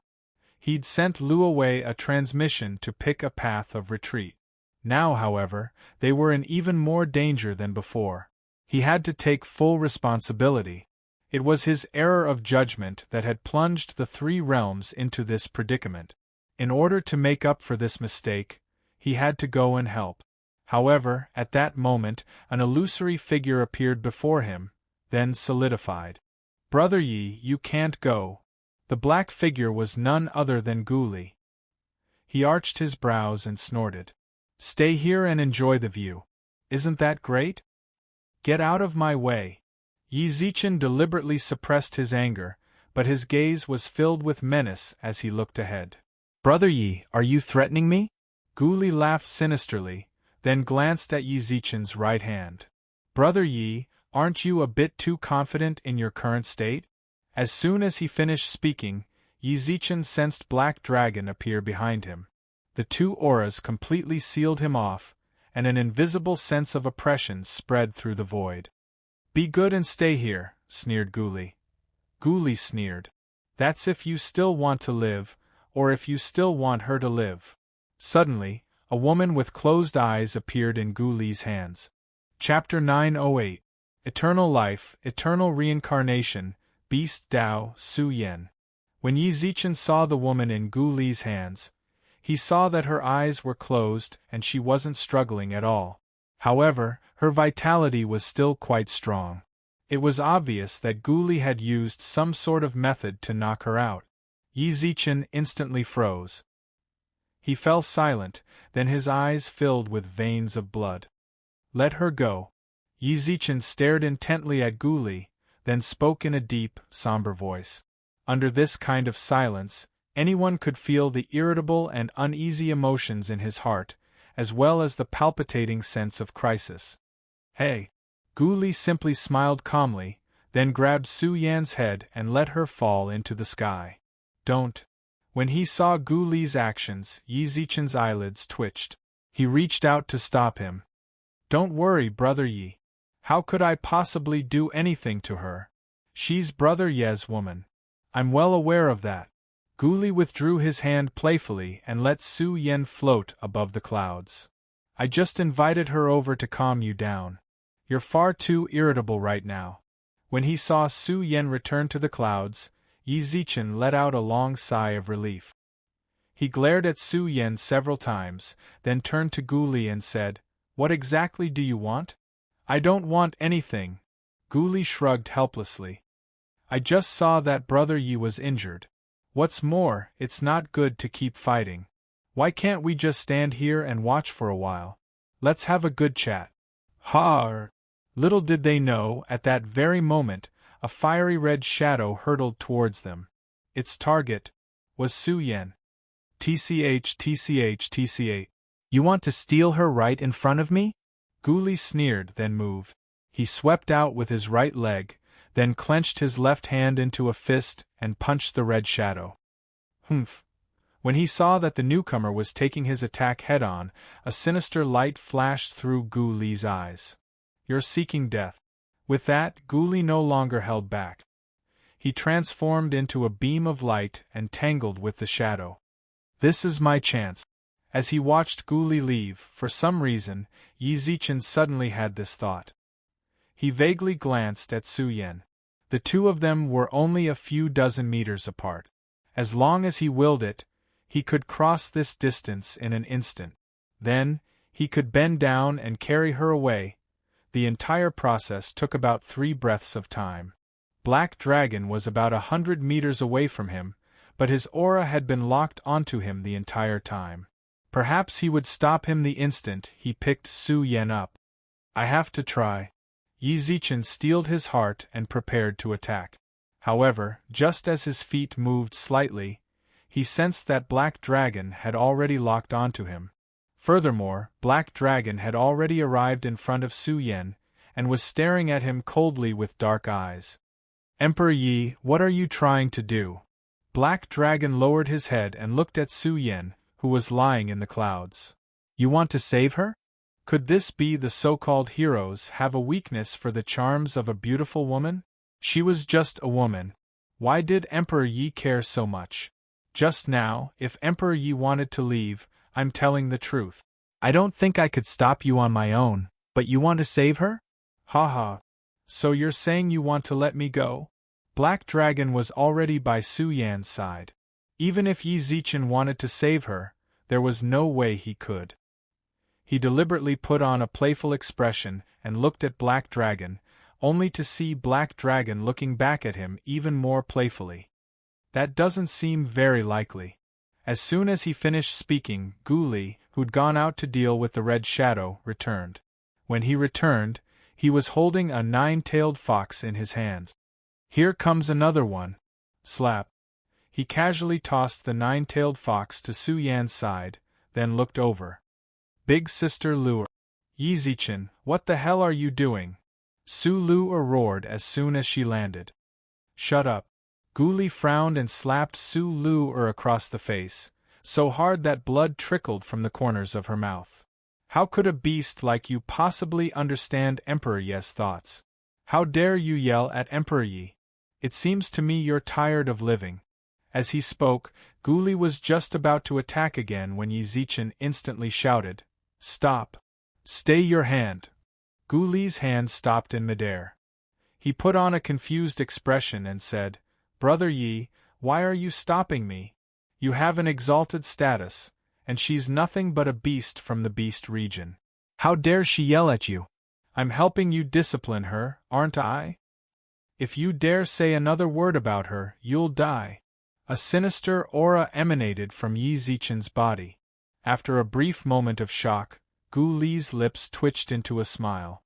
Brother Yi, are you threatening me? As they spoke, Su Lu'er sat paralyzed on the ground. She sensed that their attention was on Yi Zichen. Although she was incredibly weak, her eyes were bloodshot. Without a second thought, she grabbed Su Yan and fled. Did I say you could leave? Gu Li, who was in the middle of talking to Yi Zichen, reached out with his right hand. Su Lu'er, who was just about to flee, couldn't take even a single step forward. I spared your life because you're pretty, but why can't you just be a good girl and listen to me? Gu Li's feminine voice grew closer and closer. Su Lu'er could sense the danger in his voice. She tightly hugged Su Yan in her arms. She couldn't lose him again. She'd already lost Yuan Hong. If she lost Su Yan, she'd lose the entire world. You're not a good girl. He grabbed Su Lu'er's long hair and forcefully dragged her back. Su Lu'er gnashed her teeth and didn't make a sound. However, her eyes were bloodshot, and they looked even more demonic. Can't you just stay here and be a pet? You want to run? You want to take someone else with you? Bang. He kicked Su Lu in the back. She was already weak, so she coughed up a mouthful of blood. However, Guli didn't hold back. Instead, he attacked her even more fiercely. Stop it right now. Yi Zichen's eyes were bloodshot. Guli blinked and turned around, his expression still as confused as before. Brother Yi, what is it? Is it wrong for me to teach this animal a lesson? Just now, this animal tried to take your lover away. Shouldn't you be thanking me? Bang. He kicked her again. Stop, said Yi Zichen. Guli tilted his head. Brother Yi, what exactly do you mean? I told you to stop. Yi Zichen, who'd been suppressing his rage, suddenly roared. Then, beams of purple light flashed behind him. Touch them one more time, call her an animal one more time, and I'll send you back to the path of the animal for all eternity. Oh! Guli arched his brows. Chapter 909. Kill! Battle cries shook the heavens. Battle cries shook the heavens. The northwest of Maple City had become the main battlefield for the three factions. Even though the warriors of the three realms were fighting in the middle, they were gradually showing signs of weakness. They retreated again and again. Under the pincer attack of the blood zombies and demons, the three realms' territory shrank over and over again. They stepped over the corpses of their clansmen and retreated, watching helplessly as more and more of their comrades fell to the ground. They had no way of collecting their corpses. It seems they can't hold on any longer. Hanba sneered. The other zombie progenitors hadn't even taken action yet. There was no need for them to turn the tide of the battle. They had the absolute advantage. They enjoyed watching the slaughter, especially when the zombies died with their eyes wide open, or when they fell to the ground in despair. The other zombie progenitors nodded. The three realms' forces were truly at the end of their rope. What they had to do now was keep pushing forward and nibble away at their territory. In the end, the three realms' only fate would be death. As she fought the blood zombies, Li Jiai, the chief disciple of the 100 Flowers Gate, had already begun to blunt her flexible sword. She didn't even have a chance to catch her breath. Just as she killed the blood zombies around her, countless blood zombies rushed towards her. It was as if no matter how much she killed, there was no end to the blood zombies. Seeing a group of blood zombies rushing towards her, she subconsciously wanted to use a spiritual technique to deal with them. However, she realized that there was no more spiritual energy left in her body for her to use a spiritual technique to kill the blood zombies. Am I really going to die here? A hint of despair flashed across Li Jiai's delicate face. She stood there in a daze, the scenes from the modern realm flashing through her mind. In the end, her memories stopped at the sweet memories she'd had with Yi Zichen. Of course, they were sweet memories in her eyes. Her lips curved into a smile. For a moment, she was somewhat dazed. Senior apprentice sister, be careful. Just as she was lost in thought, a shout jolted her back to her senses. She looked around and saw that the blood zombies had already reached her, but in front of her, junior apprentice sister. Her junior apprentice sister had been devoured by the blood zombies, just like that. She'd stood right behind her and witnessed it all. Senior sister, be careful, with a weak whisper, her junior sister was completely devoured by the blood zombies. I'll kill you. Li Jiai had always been a quiet girl. Even after she came to the immortal region and entered the 100 Flowers Gate, she still wasn't easy to kill. Perhaps in her subconscious mind, killing was not a good thing. For such a person to actually shout such words in such a situation, one could see just how angry she was in her heart. Die, die, die.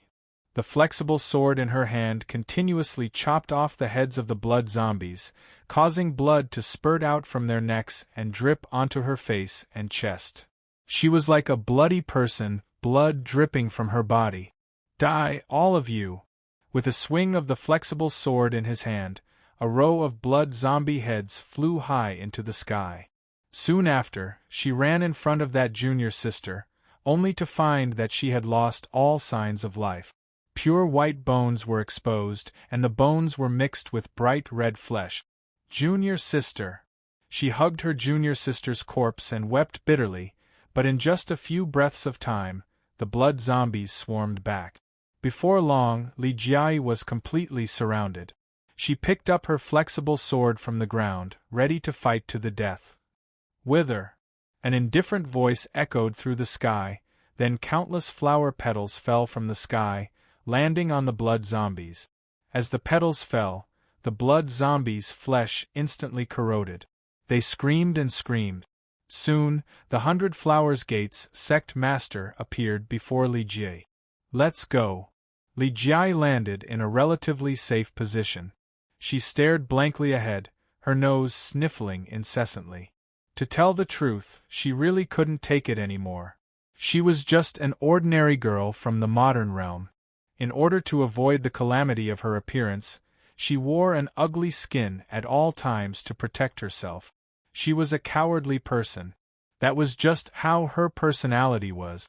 Ever since she'd arrived in the immortal region, everything here had given her an enormous shock. However, she didn't like to trouble others, so she could only bury it all in her heart. Besides, Yi Zichen had told her that they'd return. But, could she really go back?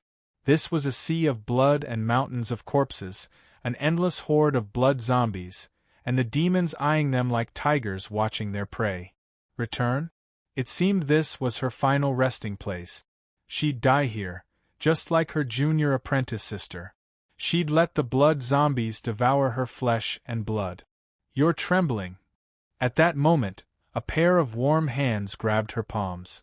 Li Jie looked up and saw her master smiling warmly at her as he wiped the blood from her face. You're scared, aren't you? Your personality isn't suited to killing.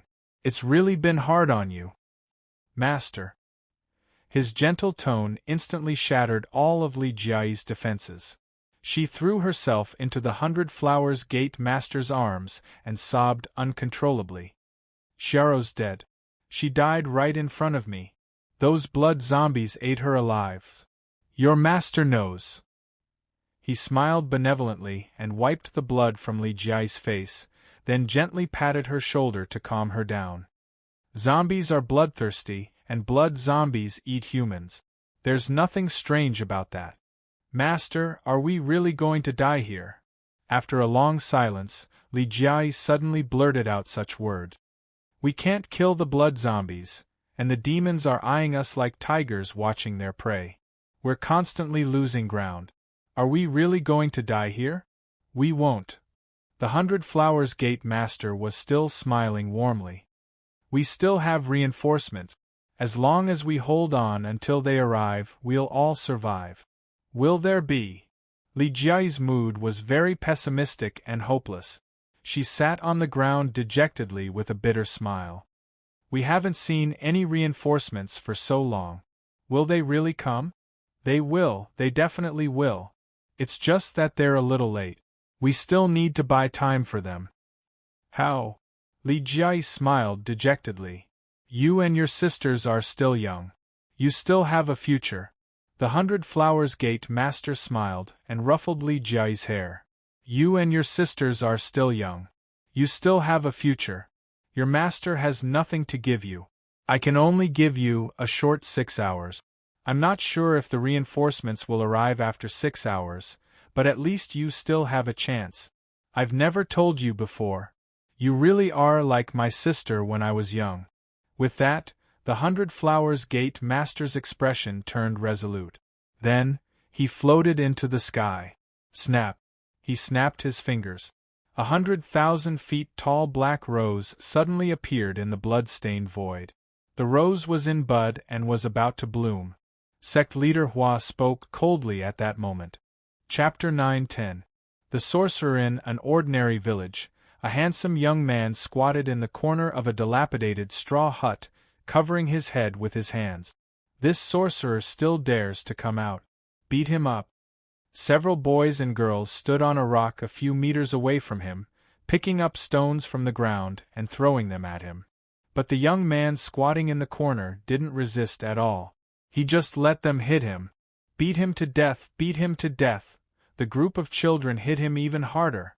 Just then, an honest-looking middle-aged man appeared in front of the young man.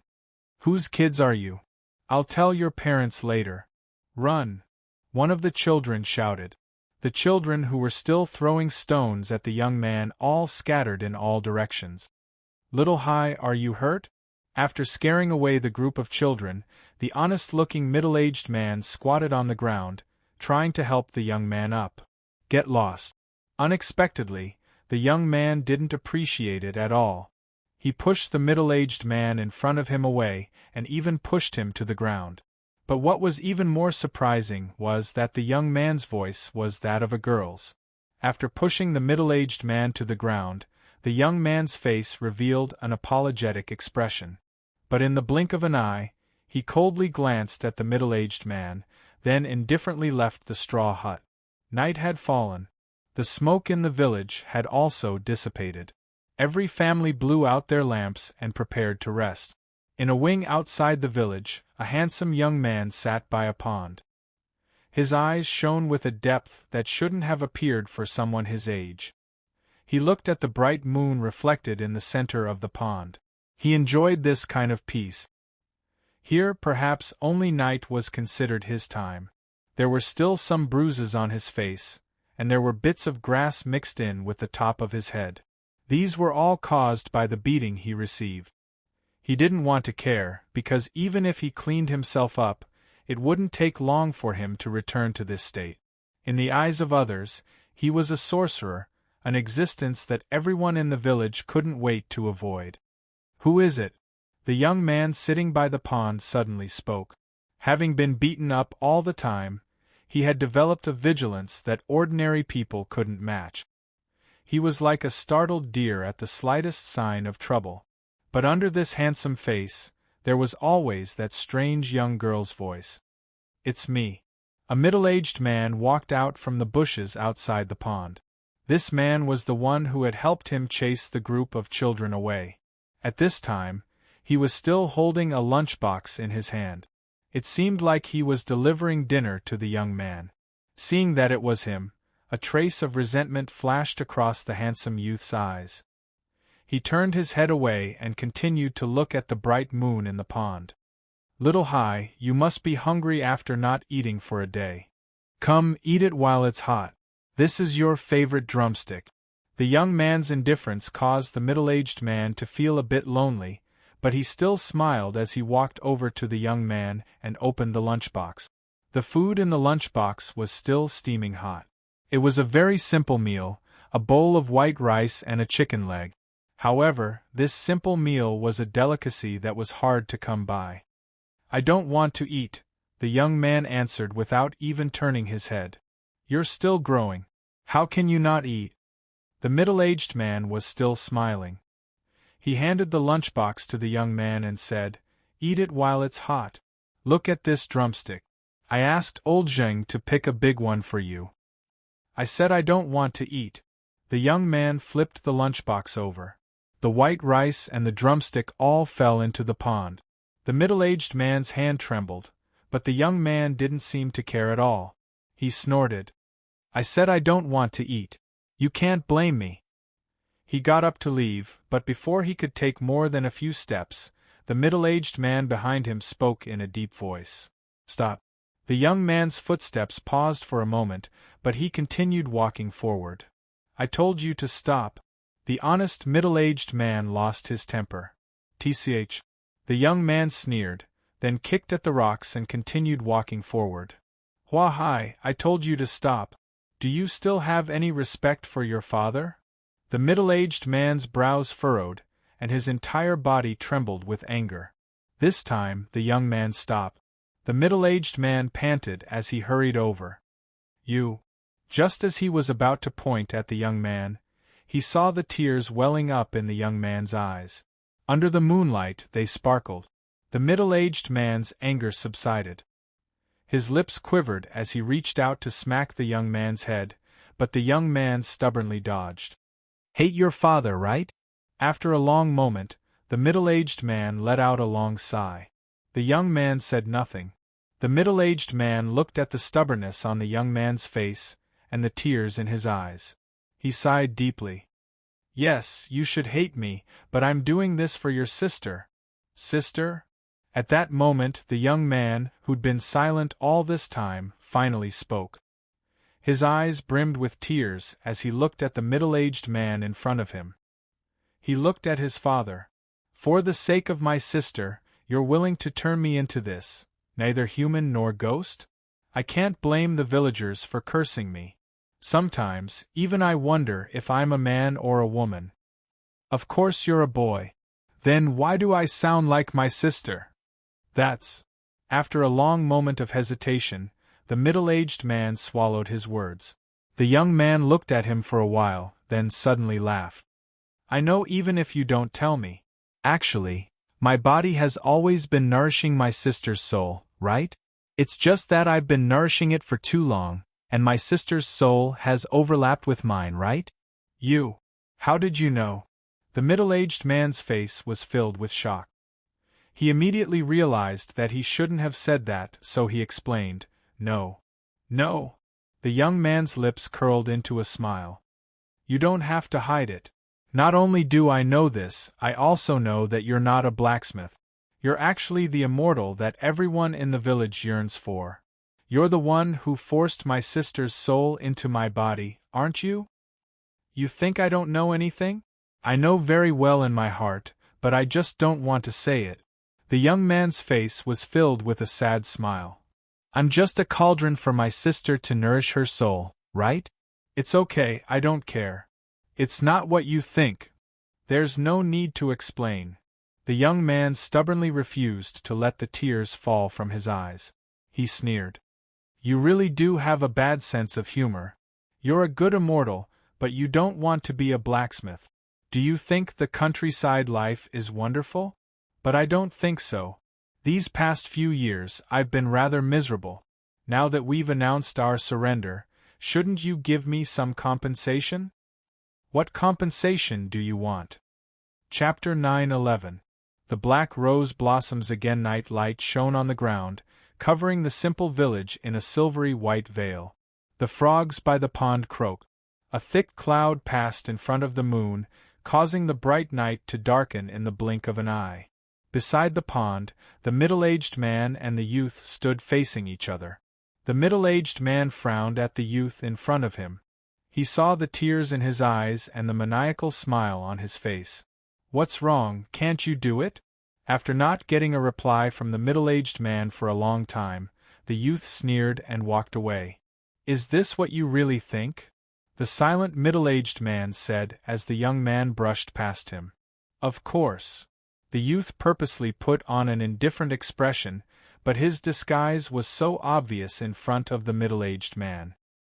His eyes shone with excitement, anticipation for the unknown. Fine, since you want to walk this path, I'll let you, the middle-aged man said after a brief silence. Come back with me. Inside the dilapidated brick house. The dirty house wasn't very big. More than half of the room was filled with metal refining tools, as well as many hoes and sickles used for farm work. There were also a few blades mixed in. The youth hated this place. In the past, he would only stand outside the door and never set foot inside. But this time, he came. The reason was simple. He was about to become an immortal. Although he was a loner, he had secretly heard the stories of immortals from the villagers. There was nothing he couldn't do. When the adults told stories about immortals, the children who always bullied him would be filled with curiosity and yearning for immortals. If he learned immortal spells, perhaps those children could become friends with him. Yes, he wanted to become friends. The youth wasn't a bad person. Even if the children always bullied him, he still wanted to use spells to exchange for companions, not to use spells to bully them back. Find a place to sit. The middle-aged man entered the room and gestured for the youth to find a place to sit. He didn't immediately teach him immortal cultivation. Instead, he packed up the hoes that were to be handed over to the villagers tomorrow. The youth sat obediently to the side. At this moment, he didn't look the same as before. This was the nature of children, and it had been like this since ancient times. After a long time, the middle-aged man tidied up the hoe in the room and walked to the young man. The young man who had been waiting eagerly saw him and hurriedly said, "Shall we start now?" "Before we start, I need to remind you." The middle-aged man's eyes were filled with seriousness. "If you choose to cultivate, then it means that you will have to leave the mortal world in the future. Your future experience will not be as smooth as it is now. You will be walking on the edge of a knife, and the slightest mistake could put your life in danger. Even so, do you still want to take this path?" N. The young man nodded his head like a chick pecking at grains. Something about leaving the world of mortals and wandering on the tip of a knife. He didn't listen to them at all. Right now, he just wanted to quickly learn magic so that he could show off his skills in front of those guys. The middle-aged man was not surprised by the youth's behavior. Wasn't he the same back then? In order for his son to live a peaceful life, he deliberately lived in seclusion in the mountains and became a farmer in this village. However, he still could not stop his son from stepping on the same path as him. His heart sank. The middle-aged man couldn't help but ask again, "Have you really decided?" "Of course." The young man nodded with certainty. "Good. Since you are still so certain, then I won't try to persuade you anymore." With that, the middle-aged man took out a secret manual and threw it to the young man. The young man carefully caught the book. He didn't ask the middle-aged man what it was. According to the adults in the village, this should be the legendary secret manual. His eyes were filled with excitement and curiosity. He opened the book and saw the lowest level of drawing energy into the body. Even so, it was a whole new world for him. In an instant, he was completely immersed in it. His little hands kept flipping through the pages. Black rose. "Hey, Dad, are we using black rose?" "Yes." The middle-aged man nodded. "That's great." The young man excitedly clenched his fist. If he displayed the moves of Black Rose in front of those kids, they would definitely be dumbfounded. A few hours passed. "Dad." The young man who was flipping through the book suddenly spoke. The middle-aged man sitting by the smelting furnace glanced at him.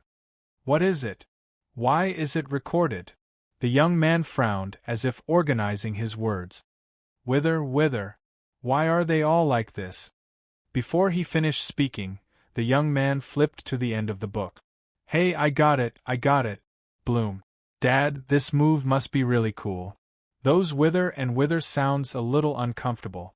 I want to learn this move. Dad, teach me this move. Let's Bloom." The young man excitedly pointed to the end of the book. However, the middle-aged man glanced at him. "I can teach you everything but this move. I hope you won't use this move for the rest of your life." "Why?" The young man frowned. "Why can't you teach me this move?" Right now, he could only understand the spiritual techniques in the book literally. Whither didn't look like good spiritual technique. If he showed these spiritual techniques to those kids, they might not bully him, but they might stay away out of fear. He wanted to cultivate to make friends. He didn't want to learn this move. "Because if you use this move, you'll die." "Huh." The young man acted as if he didn't hear clearly. "Dad, what did you just say?" "I'll die." "Yes, I'll die." The middle-aged man didn't waste any more words. The young man was good at reading people. Looking at the middle-aged man's expression, he more or less guessed that he was telling the truth. "I'll actually die." Death was too far away for a child his age. However, he didn't want to learn a move that would kill him if he used it. Then why write it in here? Since you'll die if you use it, who would use it? The young man angrily threw the book to the side and pouted. He did want to become an immortal. He wanted to use immortal techniques to win friends, but he didn't want to die after using it. Someone will use it. "Only an idiot would use it," the young man snorted. At that moment, the middle-aged man picked up the book and gently patted the young man's head. Chapter 9:12. A reason to blossom. Secluded cultivation. When the young man came out of seclusion, he finally understood what the middle-aged man had told him back then. He'd stepped onto the path of immortality. As long as he chose the path of cultivation, he'd walked far away from the world of mortals. At the time, he'd naively wanted to use immortal spells to win the acceptance of the village children. Only when he emerged did he realize how laughable it had been. Immortals lived long lives. To him, seclusion had been like the snap of a finger, but to mortals, it was a lifetime. He looked at the children in the village, who'd gone from youth to old age. After a moment's hesitation, he turned around and walked away with the village on his back. He knew that he no longer belonged here. The youth really was made for immortal cultivation. In just 100 years, he'd reached the sky immortal level. Fully fledged, he founded the 100 Flowers Gate and stationed himself in the immortal region's 100 Flowers city. His father disappeared after his seclusion, never to be seen again. 1,000 years passed. In the blink of an eye, 1,000 years had passed. The youth was now the master of a gate. Outside the immortal region, or even in the entire 3 realms, he was a powerhouse. His hands and eyes were everywhere, and he could decide the fate of 10,000 people with a smile. But his heart was still lonely. The 100 Flowers battle technique. He could skillfully use all the techniques, and he'd even modified them. But he'd never released the final bloom of the secret manual. He'd gotten used to the withering of flowers. In truth, he was curious as to what a black rose would look like after it bloomed. But he had no reason to bloom, and he couldn't find any reason to do so. He'd once thought that the middle-aged man's reason was that he might release it when he died. But after all this time, he realized that the middle-aged man hadn't meant that. Die for someone else? He snorted disdainfully. The path of immortality was a path that defied the heavens. Only selfishness would allow one to live longer and walk further. Die for someone else? He wasn't that stupid, and he didn't believe anyone would be that stupid. Until… Hua Hai, sect leader Hua. Amidst the swirling clouds, Hua Hai stared at the old man in blood-red robes. His left arm was twisted irregularly, and his body was riddled with bone-deep wounds. Someone plotted against me. Hua Hai couldn't help but grit his teeth. Due to his childhood memories, his thoughts were a little extreme. He had tried countless times to find the middle-aged man and ask him about the true meaning behind his actions. However, even with his current strength, he still could not find any information about the middle-aged man. It was as if he had evaporated into thin air while he was in seclusion, evaporation. However, just as he was about to give up on the search, he received a message. Without any hesitation, he bent down and walked forward, but he did not expect that this was a trap left by his enemy. 1,000 years old, in this immortal region that had an ancient history, could only be considered a youth. His 100 Flowers Gate's bold and decisive expansion naturally encroached on the interests of certain people. However, he didn't care at all. In his eyes, those guys were just losers. He didn't care about them at all. He had no respect for others and did as he pleased, but he didn't expect to suffer a setback here. Our insufferably arrogant sect leader Hua, aren't you rather arrogant? Now, it seems that you're only SOSO? Beside the old man in the blood-red robe stood a few middle-aged men who looked like merchants. Needless to say, these guys were definitely the ones whose interests were harmed. A bunch of scoundrels, snorted Hua Hai disdainfully. In his eyes, these merchants were nothing more than ants. If they hadn't found Elder Shui. Elder Shui was an old senior of the immortal region, the sect master of the Blood Temple sect. Even the major powers of the immortal region's sacred lands had to give him some face, much less those outside the immortal region. Although the 100 Flowers Gate had plenty of momentum, it paled in comparison to the Blood Temple sect. In terms of strength, the difference between him and Elder Shui was like the difference between heaven and earth. There was an absolute gap between their strengths, and his arm had been severed. I can only use that move.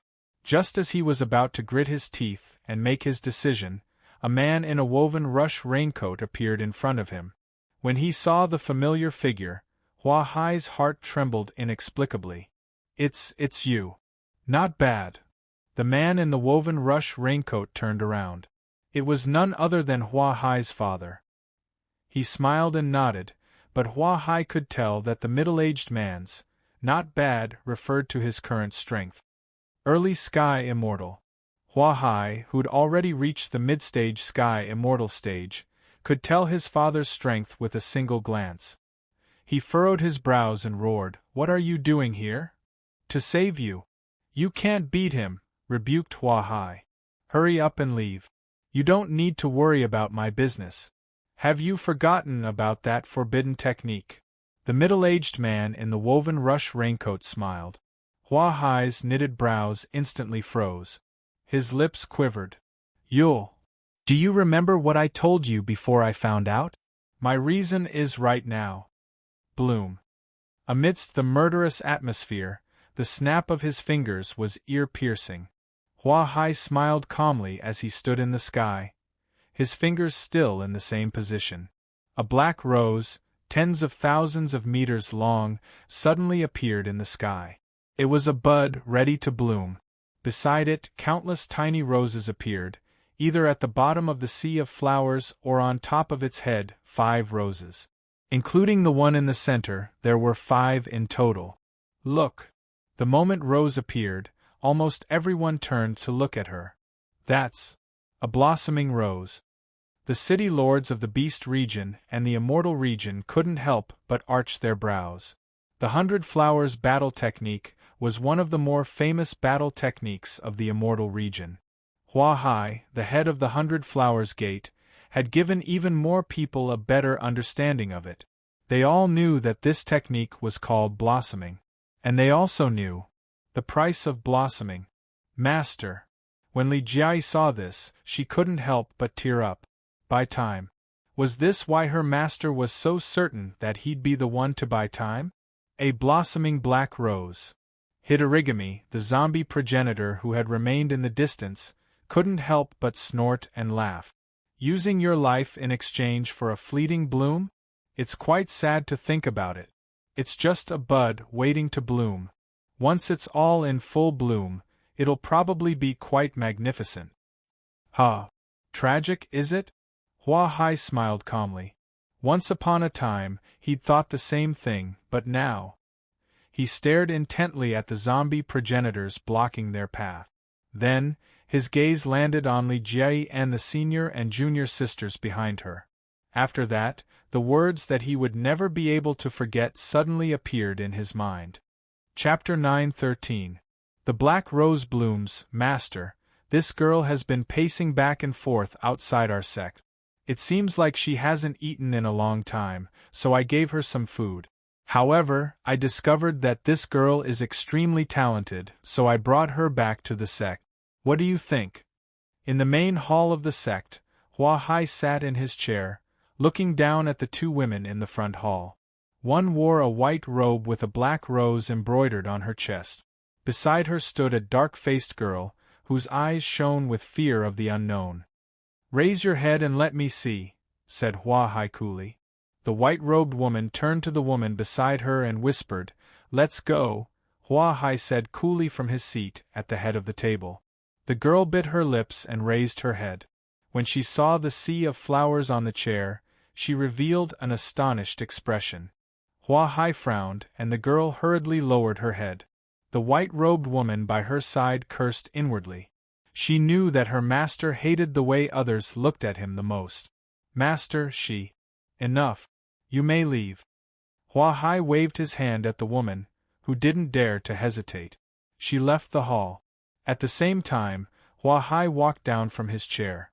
He approached the girl, who retreated step by step. "You're very afraid of me," said Hua Hai, stopping.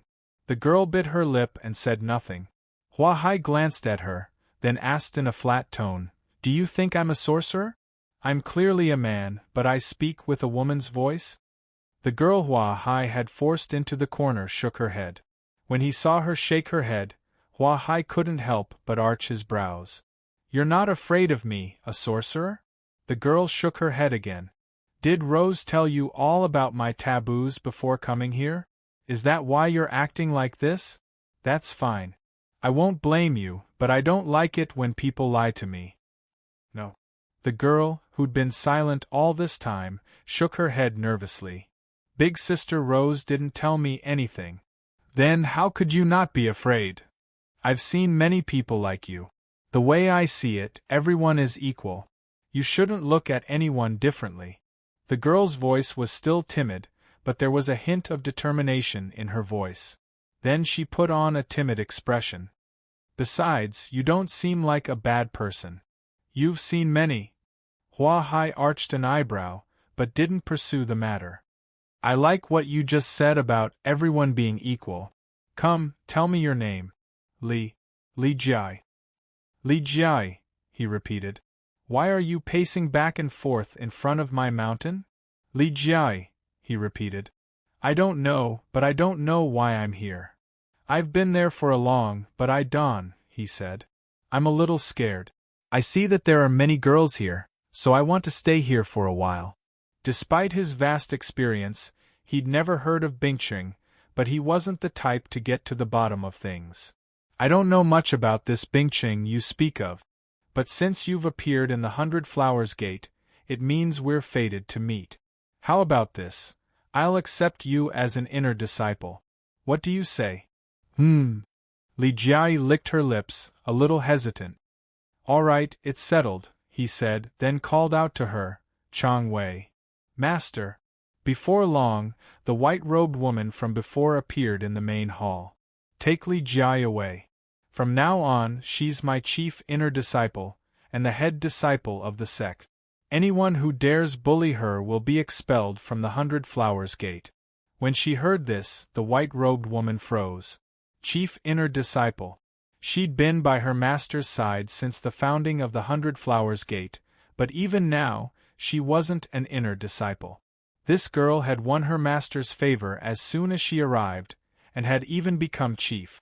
She was a little confused, but didn't dare voice her doubts. Your disciple understands. You may leave. With a wave of his book, Hua Hai returned to his seat at the head of the hall. For a long time, he thought back to Li Jiai's words. Everyone is equal, everyone is equal. As he hovered in the air, Hua Hai couldn't help but think back to when he'd first met Li Jiai. It was her words that had made her his inner disciple, the chief disciple of the 100 Flowers Gate. It was her words that had redeemed him. Disciples of the 100 Flowers Gate, heed my command. At that moment, Hua Hai's voice rang out in the minds of all the disciples and elders of the 100 Flowers Gate. From now on, Chief Disciple Li Jiai will be the sect master of the 100 Flowers Gate.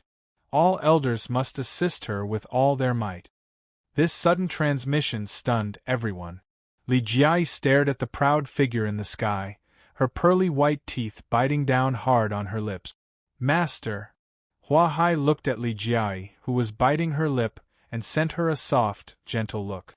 Jiai, the future of the 100 Flowers Gate is in your hands. Mas. Your disciple understands.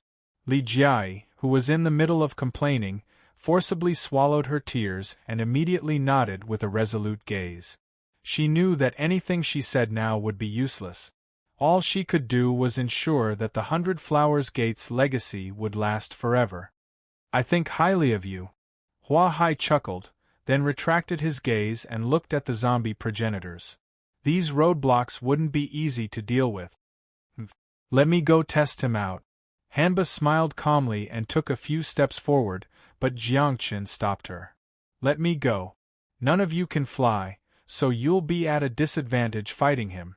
It just so happens that I'd like to test out the strength of these blooming roses. You guys stay here and stand guard. Don't let the people of the 3 realms escape. Understood. The other zombie progenitors nodded. Jiangchen flapped his wings and took to the skies. You're the one who's coming, said Hua Hai coldly.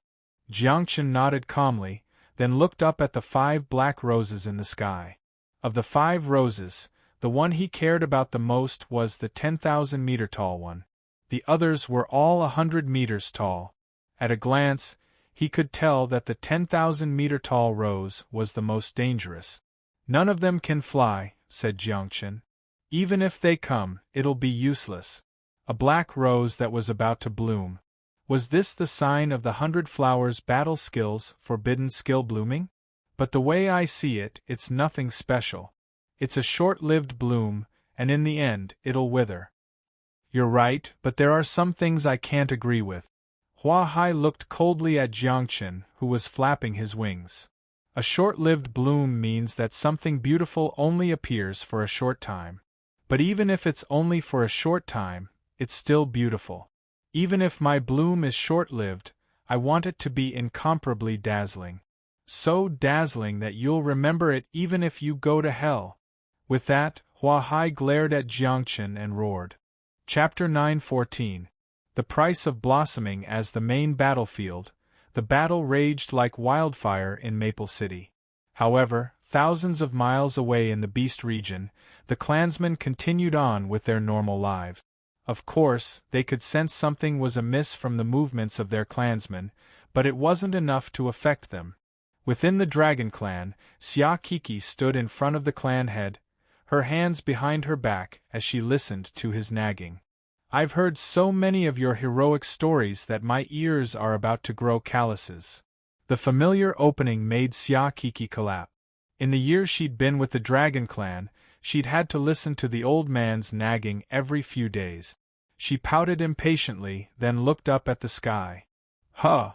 Xia Kiki suddenly exclaimed in astonishment. She blinked and looked carefully for a while, then pointed at the sky and said to the old man, "It's not like that. Look, Grandpa, there are so many roses in the sky. They're so beautiful." The old man was still nagging at Xia Kiki for complaining about his nagging. When he heard her words, he glanced up at the sky. Just as he was about to continue nagging, he couldn't avert his gaze. Black roses. The old man's eyes flashed with solemnity as he stared fixedly at the distant roses. "Grandpa, these roses are much more beautiful than your stories," Xia Kiki giggled, only to discover that the old man wasn't cursing her like before. "Grandpa, I'm talking to you."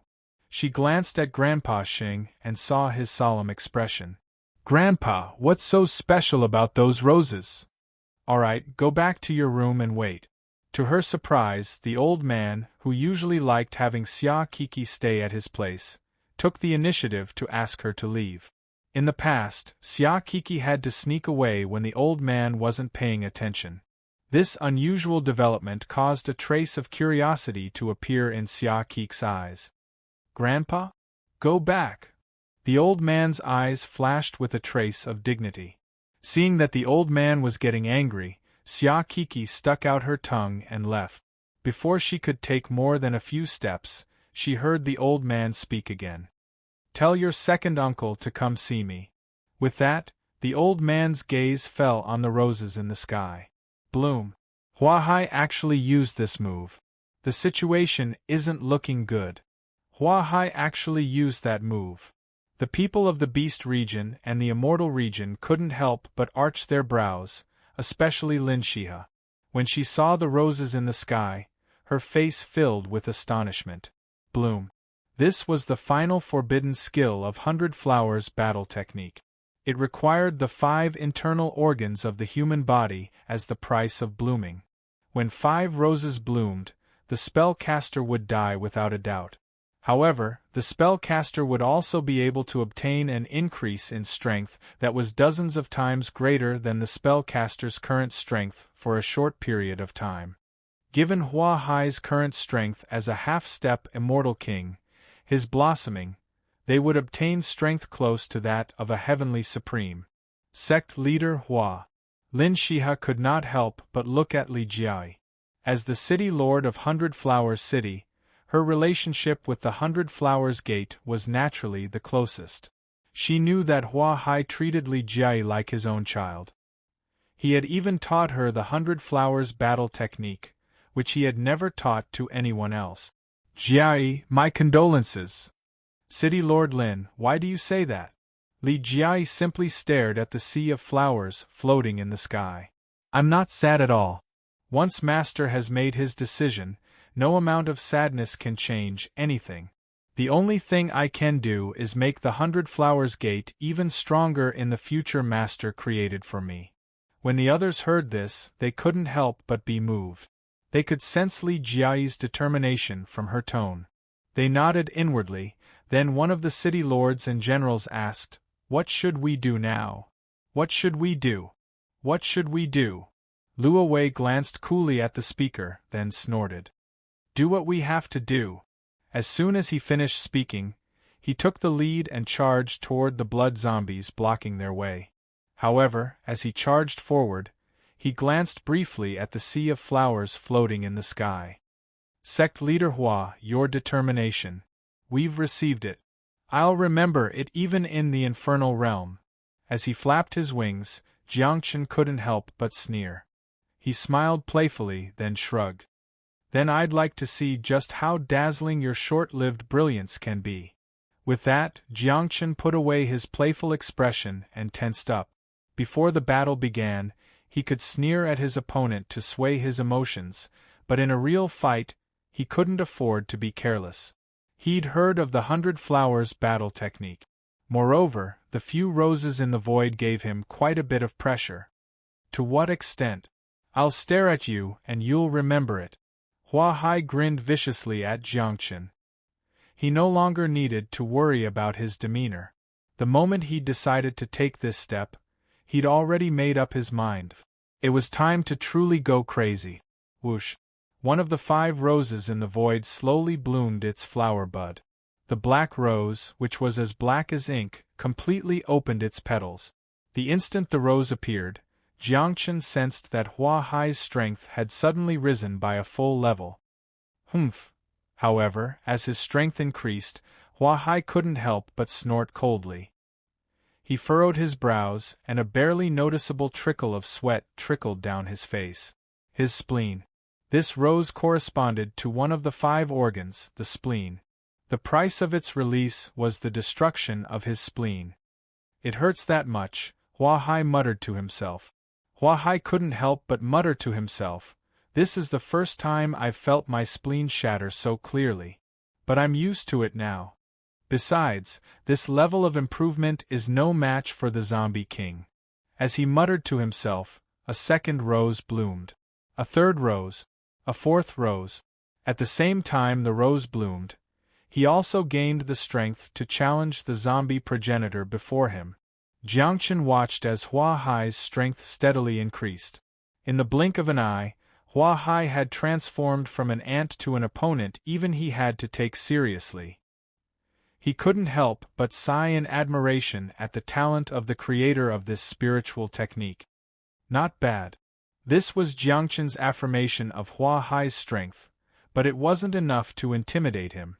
The way he saw it, it wasn't enough. The sea of flowers, however, stopped in its tracks. It did not bloom the final rose. "You stopped?" Jiangchen couldn't help but arch his brows. "If you think you can defeat me with this level of strength, I'll have to disappoint you. The current you isn't as dazzling as you once were." Chapter 9:15. A final dazzle. Before he'd even finished speaking, Hua Hai stomped down hard into the air. The space beneath his feet instantly collapsed, and his body shot forward. Jiangchen stood off in the distance, his expression solemn. He crossed his arms in front of his chest. Boom! He retreated explosively. Jiangchen slid several hundred meters through the air before he managed to stop himself from retreating. His expression was solemn. Just now, he could have dodged, but he was curious as to just how much the rose had increased Hua Hai's strength. That was why he'd chosen to take the blow head-on. It had actually forced him back 100 meters. He was somewhat surprised. Judging from the fluctuations of energy within Hua Hai's body, he was probably only as strong as a peak immortal king. However, his physical strength was far greater than that of an ordinary immortal king. Interesting. He couldn't help but chuckle to himself, even though this attack had caught him by surprise. But now, he had a rough idea. "That's all you've got?" Jiangchen shook his somewhat numb arms, then flapped his wings and flew back to Hua Hai. Hua Hai stood in the air, a faint smile tugging at the corners of his lips. Is that so? He attacked brazenly. Hua Hai didn't waste any more words with Jiangchen. He knew full well that his time was limited. However, this time, Jiangchen didn't use his arms to defend. Instead, he met the attack head-on. Boom! Boom! Endless booms filled the air. Bang! As they fought, Hua Hai's internal organs shattered, one after the other. The rose's blossoming was magnificent, but beneath its appearance, Hua Hai's internal organs were withering away.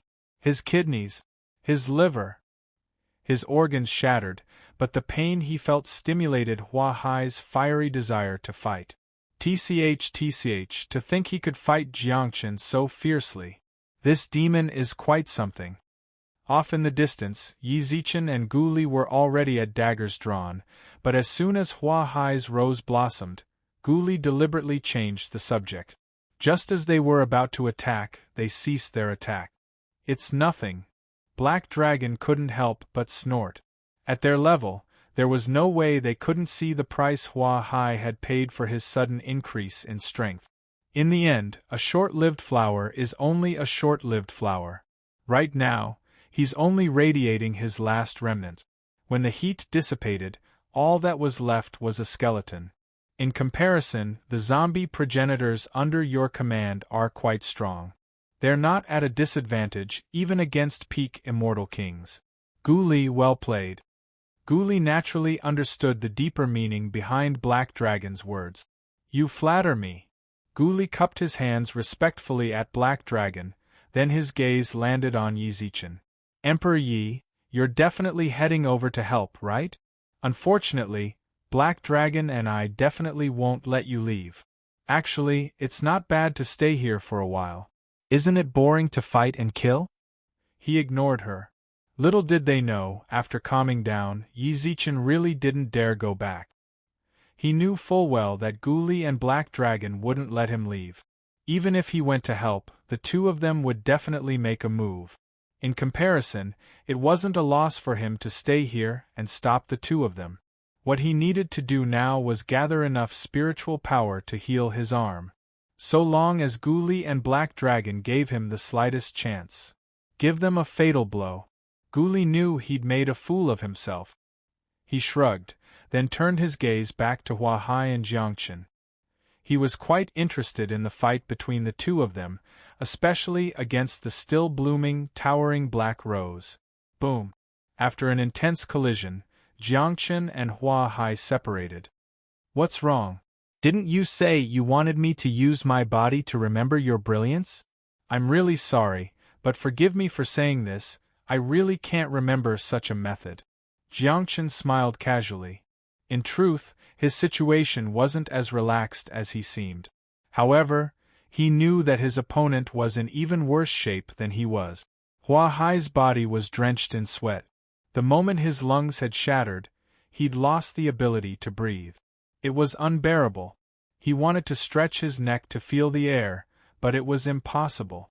Sensing Jiangchen's sneer, he reached out and wiped the sweat from his face. No wonder the zombie progenitors were so powerful that even the Beast Region's great sages couldn't defeat them. They were already at the peak of the Immortal King level, yet Jiangchen wasn't at a disadvantage in the slightest. Moreover, with the backlash from his shattered internal organs, there was a faint sense of oppression. Looks like I'll have to take that step after all. Hua Hai raised his head. His bloodshot eyes stared at the black rose that was tens of thousands of feet tall. Then he reached out and placed his hand on his chest, feeling the powerful beating of his heart. Bloom. For some reason, Hua Hai couldn't bring himself to say it. Although this was his first time using this forbidden technique, Hua Hai knew full well that the previous blooms were just an appetizer. Even if the first 4 bloomed, he'd still have a way out. But if the 5th rose bloomed, he'd have no way out. He hesitated. Anyone would feel fear in the face of death, even those on the brink of despair. Especially when facing death. He knew he'd die, yet he'd still do it. That was even more terrifying. For a long while, he couldn't bring himself to say the final bloom. Slap. Up in the sky, Hua Hai inexplicably slapped himself in the face. What the hell are you doing? Roared Hua Hai inwardly. Didn't you prepare beforehand? Why are you retreating now? What the hell are you doing? He clenched his fists, angrily berating the weakness in his heart. Beneath his feet, the trapped cultivators were still fighting fiercely, bathed in blood. Then he saw Li Jie and the disciples of the 100 Flowers Gate.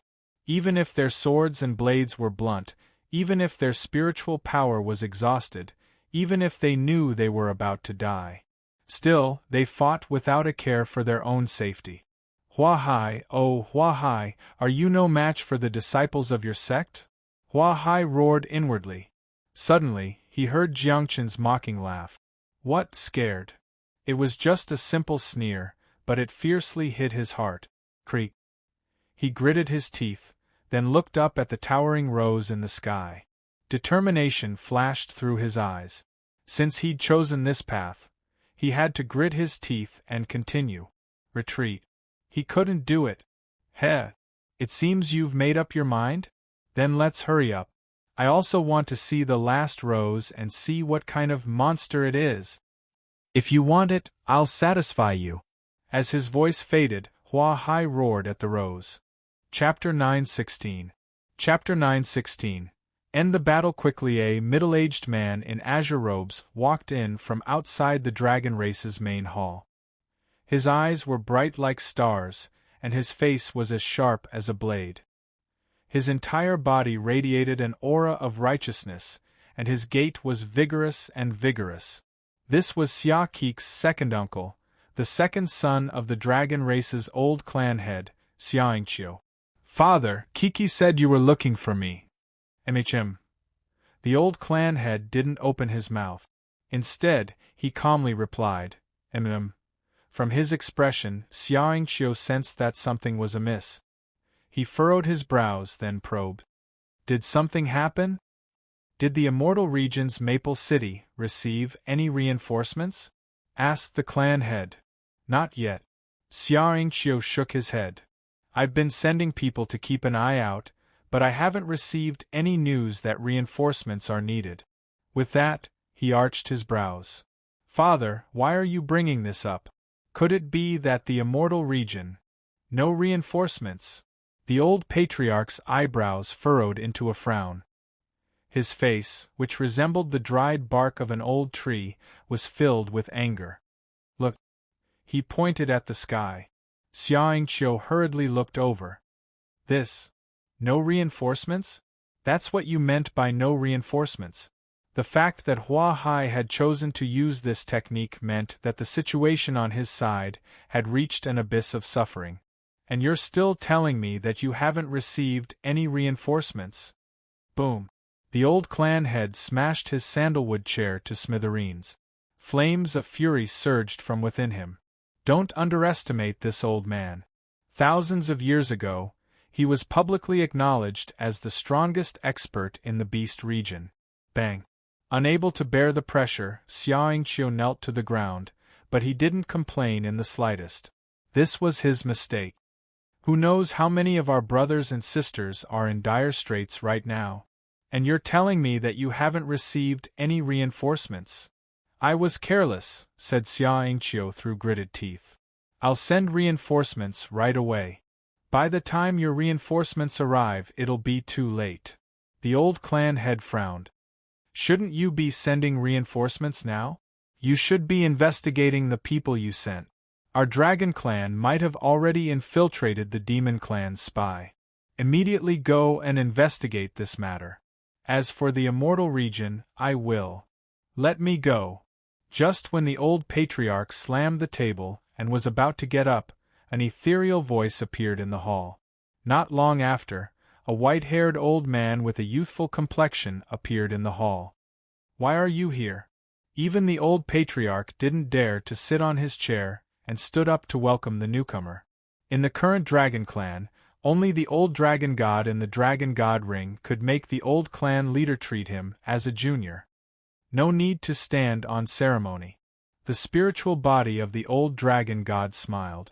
I came here to tell you that I'll head over to the Immortal Region. How can I do that? Alright, stop fighting. The Dragon Clan needs you to keep watch over the clan.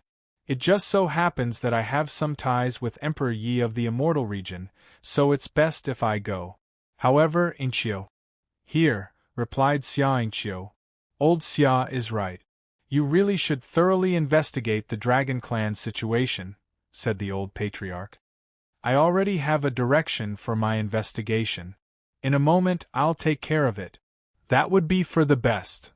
The dragon god nodded calmly. Then let's do as I say. I'll go to the Immortal Region, while old Xia stays behind to keep watch. Understood, said the old patriarch and Xia Yingqiu in unison. Eternal Black Rose, unleash your final brilliance. Down below, Li Jiai and the other members of the 100 Flowers Gate fought the demons and zombies. When they heard Hua Hai's furious roar, their eyes reddened involuntarily. His final brilliance. Master. Li Jiai bit down hard on her lips, so hard that it seemed she'd draw blood.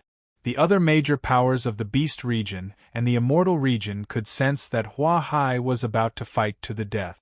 Inwardly praying for him, they didn't pause for even a moment to obliterate the obstacles in front of them. Up in the sky, Hua Hai's veins bulged. His eyes were bloodshot, terrifying to behold. He threw his head back and roared. Not far away, Jiangchen smiled calmly. Then his gaze fell on the black rose he'd always feared, the one he'd always wanted to investigate. It opened. After Hua Hai's roar, the 10,000-foot-tall black rose slowly bloomed. Different from the previous roses, this rose's bloom was much more enchanting than the previous rose's bloom.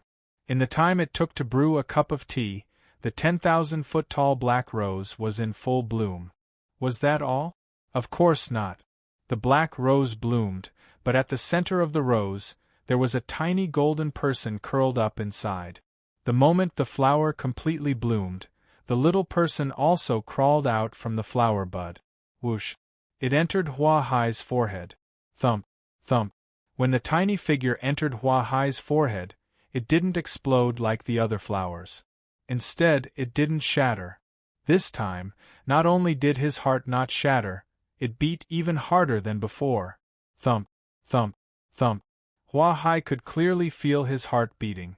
After the tiny figure entered his body, his strength continued to rise. But just as he was wondering, feeling his body brimming with power, he suddenly clutched his chest and curled up in the air. Someone had taken a bite out of his heart. He circulated his spiritual energy and looked inside himself. At some point, the tiny golden figure had reappeared in his heart. His small hands cupped Hua Hai's heart, as if he had received his favorite candy. Bite after bite. Ha! Hua Hai's face was deathly pale. His entire body was covered in sweat. He knelt in the sky, sweat dripping down his arms and face. He wiped it away, gritted his teeth, and stood up. After the final rose bloomed, his strength had indeed increased by dozens of times. However, the pain he felt had also increased by dozens of times. When Jiangchen saw Hua Hai rise to his feet, a grave look flashed through his eyes. Pressure. Immense pressure. I can't wait any longer. In just a few breaths of time, Hua Hai's strength had risen to a level that even Jiangchen felt pressured. If he allowed this to continue, attack. Jiangchen attacked without hesitation. Little did he know, this was exactly what Hua Hai wanted. It hurt too much. This kind of pain continuously stimulated his nerve. Even though this kind of pain could stimulate his anger, but he still wanted to. Chapter 9:17. The might of the fifth rose, ha! Jiangchen roared, the veins on his arms bulging. This pressure was far too powerful. He couldn't allow it to grow any longer.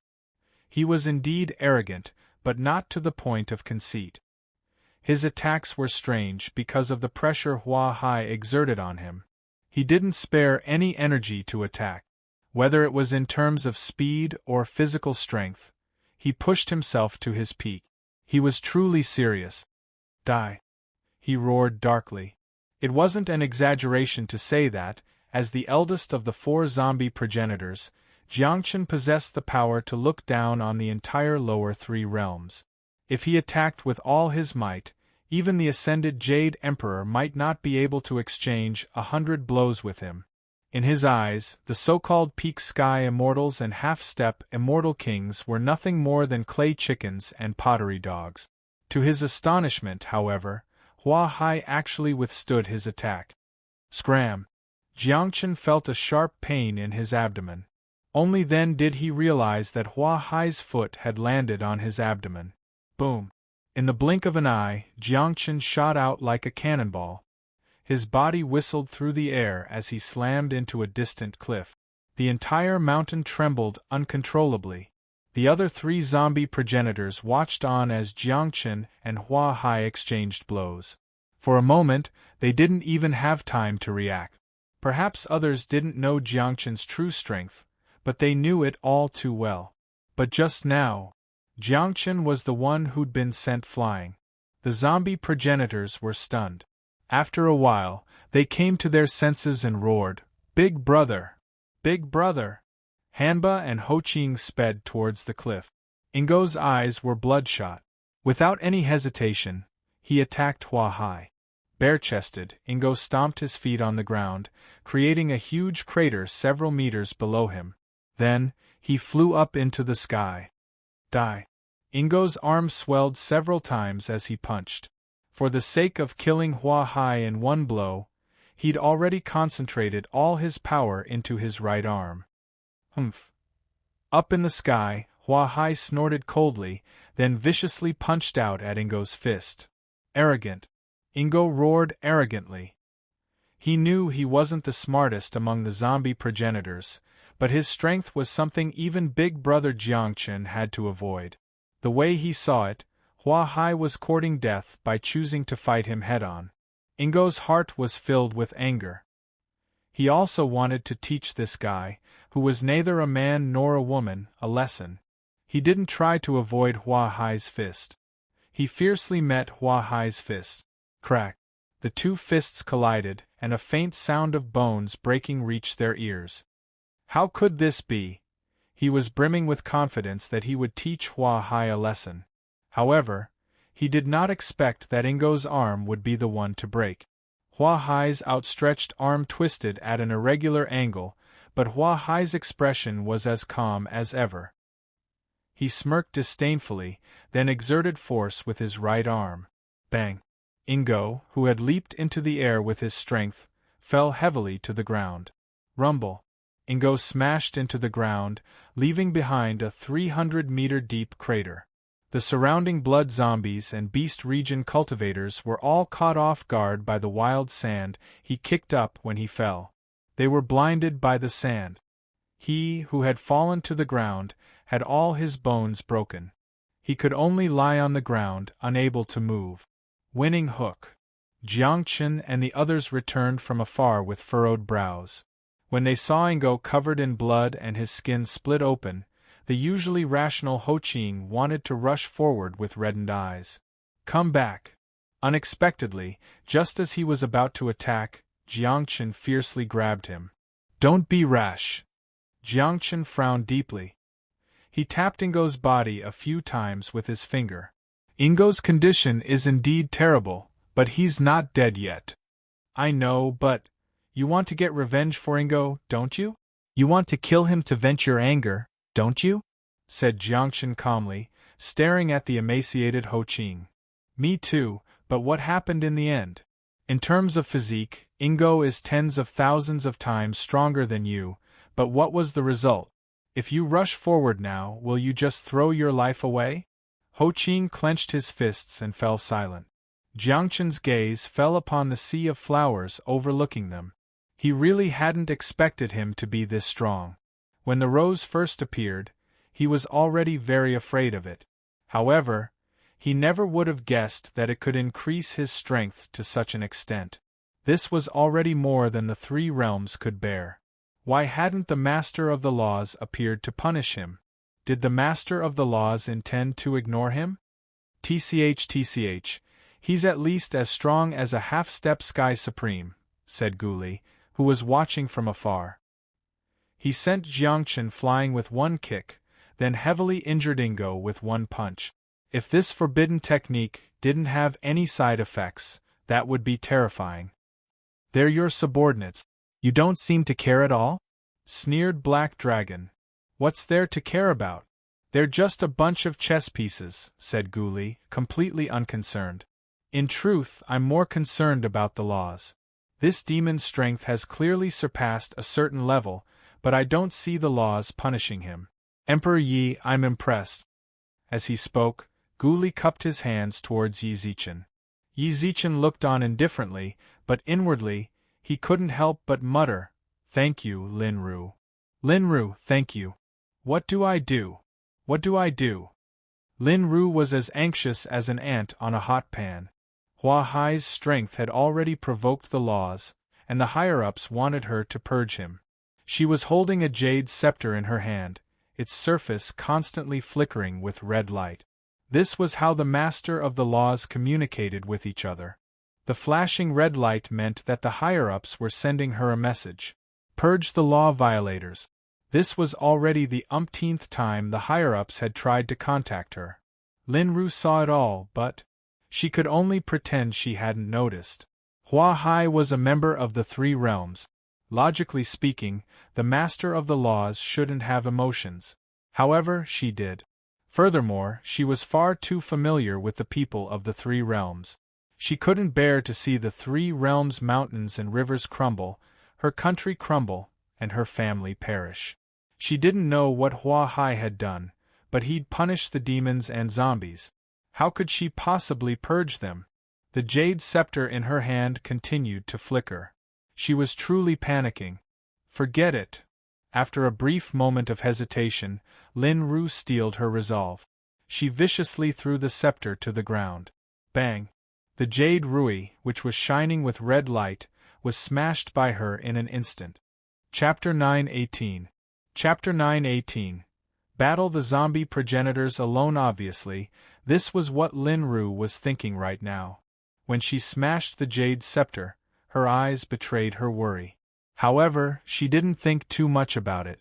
She kicked the shattered jade scepter pieces into a corner, reached out, and opened a door in the air. Then she collapsed into the room within the door, and fell into a deep sleep. Little did she know, Lin Ru's inaction was causing the zombie progenitors some distress. "Big brother Jiangchen, don't scold Ho Qing. He's only acting like this because he's angry. But Ingo is our brother. Are we just going to let this go?" Sensing the heavy atmosphere, Hanba couldn't help but speak up. "Of course we can't just let this go."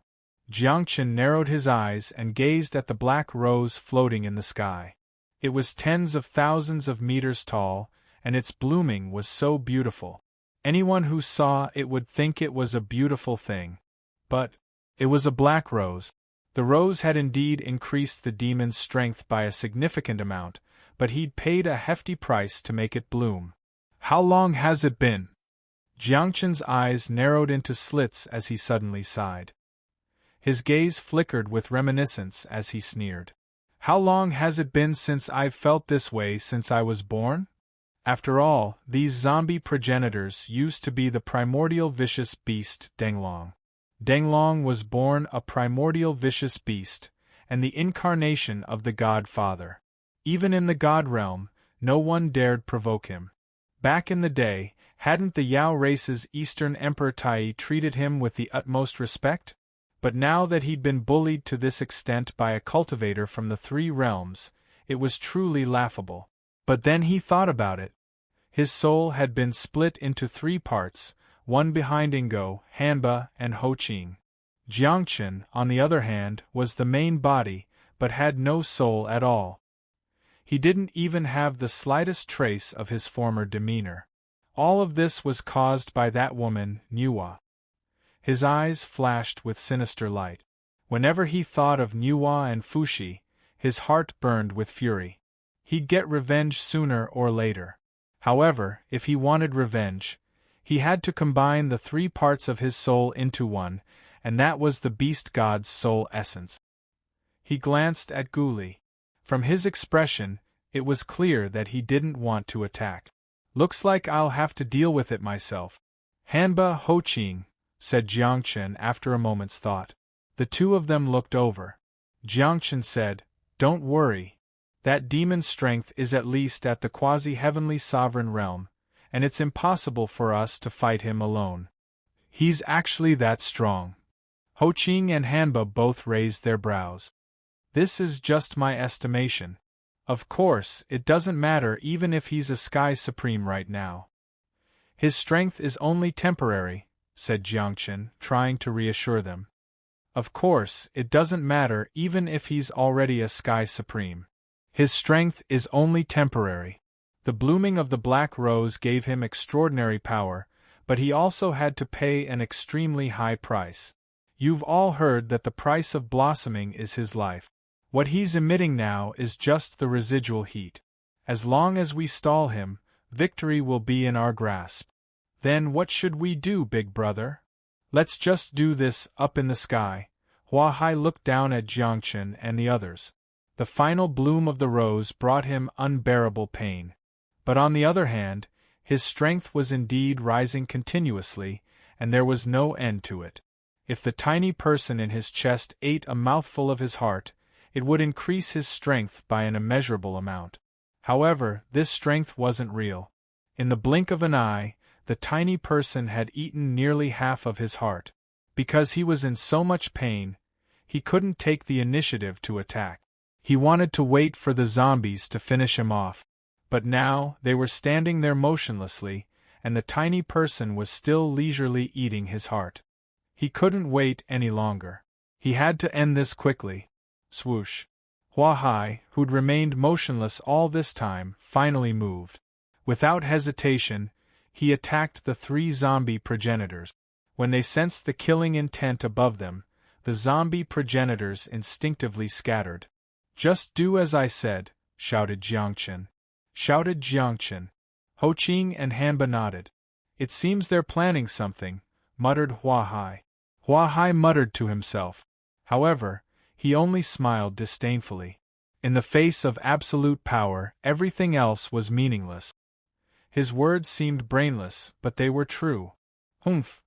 With a cold snort, Hua Hai chased after Jiangchen.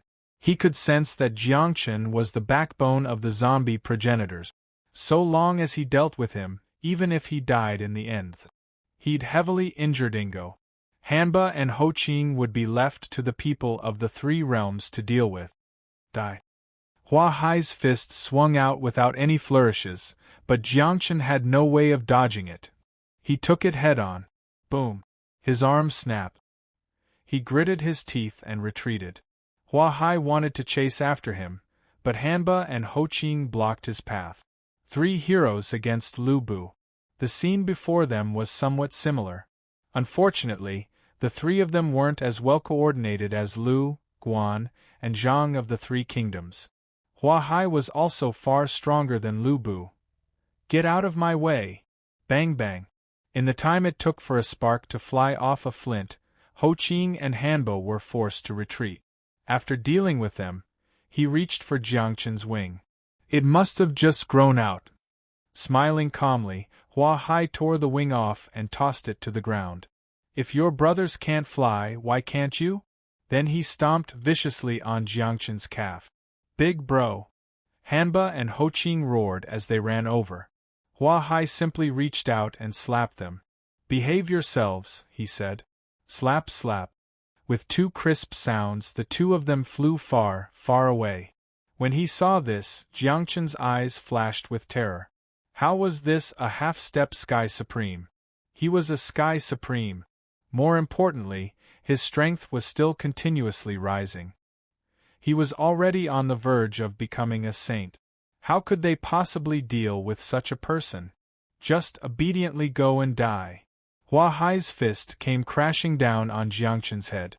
However, he suddenly furrowed his brows. His fist paused for a brief moment, then gnashed his teeth and smashed downwards. However, this brief pause was enough for Jiangchen. Bang! Hua Hai's fist fell. Jiangchen moved his head to the side. Hua Hai's fist had shattered his shoulder, but at least he wasn't dead. When he saw that his fist had missed, Hua Hai didn't hesitate. He swung his fist again. Thump. Jiangchen's heart clenched. This punch. Chapter 9:19. Black Rose blooming, Black Rose, get down! Hua Hai roared inwardly, his left hand still wrapped around Jiangchen's neck. However, his body wouldn't listen to his commands. He couldn't get down. Suddenly, intense pain radiated from his chest. Large beads of sweat rolled down his chin and onto Jiangchen's face. He was doing his best to endure the pain. He couldn't hold it in any longer. However, after enduring for a moment, Hua Hai couldn't bear the pain any longer. He clutched his chest, curled up into a ball, and screamed incessantly. Hua Hai clutched his chest and rolled on the ground, sweat pouring down his body. Before long, his clothes, which he'd just managed to dry with great difficulty, were soaked once more. Hanba and Hoqing hurried over to Jiangchen. They couldn't make heads or tails of Hua Hai's situation, but they were more concerned about Jiangchen's condition. Big brother. When they saw Jiangchen's injuries, they couldn't help but frown. However, Jiangchen couldn't help but laugh loudly. Ha ha ha ha ha ha! He laughed hysterically, as if he was beside himself with joy. He glanced at Hanba, indicating for her to help him up. She hurriedly helped Jiangchen to his feet. So what if you're a saint? I beat you by half a move. Jiangchen's right shoulder and arm drooped. His calf was twisted at an irregular angle, but his eyes were filled with mockery. Time's up, isn't it? Come on. If you've got the guts, punch me. Hua Hai curled up into a ball and glared at Jiangchen, his eyes bloodshot. They were only half a meter apart. He wanted so badly to attack and finish him off. But he couldn't. The pain in his heart had already numbed his entire body. His consciousness gradually grew hazy. Damn it! He roared inwardly. Just give me 10 more seconds. No, just 1 more second, just 1 more second, tch, it seems time's up, said Guli, who'd been watching Hua Hai and the others all this time. He couldn't help but arch his brows and laugh. Brother Guli, you're truly skilled. It seems all of this was part of your plan, said Black Dragon. When he saw this, Black Dragon couldn't help but speak up. No wonder you didn't seem to care just now. Brother Guli, you're truly calculative. Your Excellency Black Dragon, what are you talking about? Guli shook his head and smiled noncommittally. Guli and Black Dragon chatted casually, but Yi Zichen wasn't as relaxed as they were. The only reason he had been able to calm himself down and not attack was because he saw that Hua Hai had the absolute advantage. But now, Brother Yi, you're anxious, aren't you? Guli laughed playfully in Yi Zichen's ear. Don't be anxious. You have to stay calm. At this time, don't even think about making a move. Not to mention that your woman is with me. Even if you want to leave, you'll have to see if Lord Black Dragon and I agree. Guli, good job.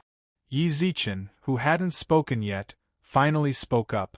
When he saw Yi Zichen's fiery eyes, Guli merely smiled calmly, then put on a fearful expression. Don't worry. Emperor Yi actually praised me. I'm overwhelmed by the favor. Yi Zichen merely sneered and said nothing more. I thought that the demon would be able to perform for us for a while longer. I didn't think that he would be done after just a while. How boring. It seems the outcome has already been decided. There's no point in watching any longer. Emperor Yi, shouldn't we have a good chat? As he spoke, Guli looked away. Yi Zichen glanced at him coolly. How do you want to chat? Let's chat. Shouldn't you return the Emperor's star's fortune? Before Guli could finish speaking, he suddenly felt a tremor in the depths of his soul. It wasn't just him. Black Dragon and Yi Zichen felt it as well. Or perhaps it wasn't just them. Everyone in the entire 3 realms felt it. Even Gu Zichen, who'd been hiding in the sky, felt it. Come on, aren't you supposed to be so strong? Try punching me again. Come on. Jiangchen vented his fury over and over again. He used his uninjured leg to kick Hua Hai repeatedly. Why aren't you fighting back? Why aren't you fighting back? Didn't you just say you wanted to kill me? Bang! He gave Hua Hai a heavy kick, then squatted down and grabbed him by the hair. It was you, wasn't it? You tore off my wing, didn't you? Then where should I tear off? How about I break your arm? As soon as Jiangchen finished speaking, Ingo yanked Hua Hai's left arm off. However, this sort of pain was nothing to Hua Hai. Give me a little more time. Just a little more time. Hua Hai cried out inwardly, as if begging the little man to give him more time. But the little man ignored him. He'd eaten the heart until only a tenth of its original size remained. He called out countless times, but all he got in return was indifference. Hua Hai gave up. Ha! But strangely, at this moment, he suddenly laughed. Retreat. This sudden smile startled Jiangchen. He yelled at Hanba to retreat a few dozen meters, then stared intently at the sea of flowers. 10 minutes passed, but Hua Hai didn't move. Jiangchen's face reddened at his earlier actions. Then he returned to Hua Hai's side. Just as he was about to vent his anger, his body began to tremble violently. It wasn't just him. Hanba and Hoqing's eyes were filled with indescribable terror. He looked up at the sky and saw that the blooming roses were beginning to wilt. He watched as Hua Hai, curled up on the ground, formed a series of hand seals. Stop him! Shouted Jiangchen. Hanba and Hoqing wanted to stop him, but their hearts were trembling.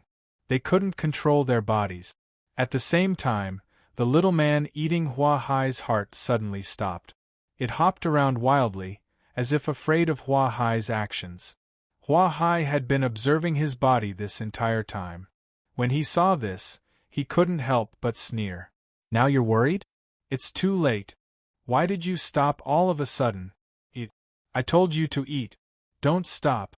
Just now, I begged you to give me a little more time, but you wouldn't. I understand now. My heart is actually your nourishment, right? You could have easily obtained it, but I'm sorry. Even if you beg me now, it's too late. A faint smile tugged at his lips. Hua Hai's hands stopped forming hand seals. In the blink of an eye, the roses in the sky withered and wilted. Then, one wilted petal after another fell from the sky. Chapter 920. A flower burial. In the blink of an eye, the seductive black roses withered and turned yellow. The withered petals fell from the sky. They fell slowly but irresistibly. Let's go together. Hua Hai curled up on the ground, his face contorted in pain. His smile, coupled with his pale face, seemed incredibly sinister. The withered petals seemed to envelop the entire sky. Jiangchen stood on the ground and looked up at the petals above him. I can't let them fall. He roared anxiously, then did everything in his power to prevent the petals from falling. However, it was all to no avail. Run? There was no way. No matter how fast he was, would he be able to run out of its range in the time it took for the petals to fall? The answer was obvious. You're crazy! Jiangchen, on the verge of collapse, roared at Hua Hai. Then do you want all the people of the 3 realms to die here? Why not? Hua Hai, who still had a breath left in him, laughed bitterly. I'm going to die sooner or later.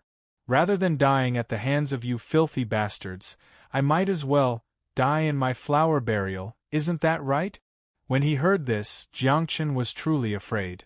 From Hua Hai's eyes, he could see the madness within them. In his heart, that was really what he was thinking. You madman, you madman! Jiangchen pulled at his hair and roared. Then he vented all his fury on Hua Hai. It didn't matter. Hua Hai allowed Jiangchen's fists and feet to land on him. He didn't react at all. By now, his body was in tatters. Before long, he'd disappear from this world. Even if Jiangchen and the others killed him now, it would only be a matter of time before he reincarnated. He didn't care. The only people he couldn't face were those who'd fought alongside him. He was truly sorry, but he'd have to go with him. But he didn't regret it. If he could wipe out the demons and zombies here, then sacrificing so many people would be worth it. This madman. When Guli saw this, he couldn't help but clutch his head. He was also within range of the petals. If the petals fell, he'd die too. Especially the trembling that came from the depths of his soul. He didn't think that he could survive this flower burial. Yizichin, tell him to stop. Otherwise, we'll both die. He had no choice but to place his hopes of survival on Yizichin. Sect Master 100 Flowers is the sect master of the 100 Flowers Gate. Why does he have to listen to me? Even if he listens to me, why should I stop him? Yizichin chuckled. Can't you feel it? If those petals fall, we'll all die, we'll all die. This wasn't a game where they could distinguish between friendly and hostile firepower.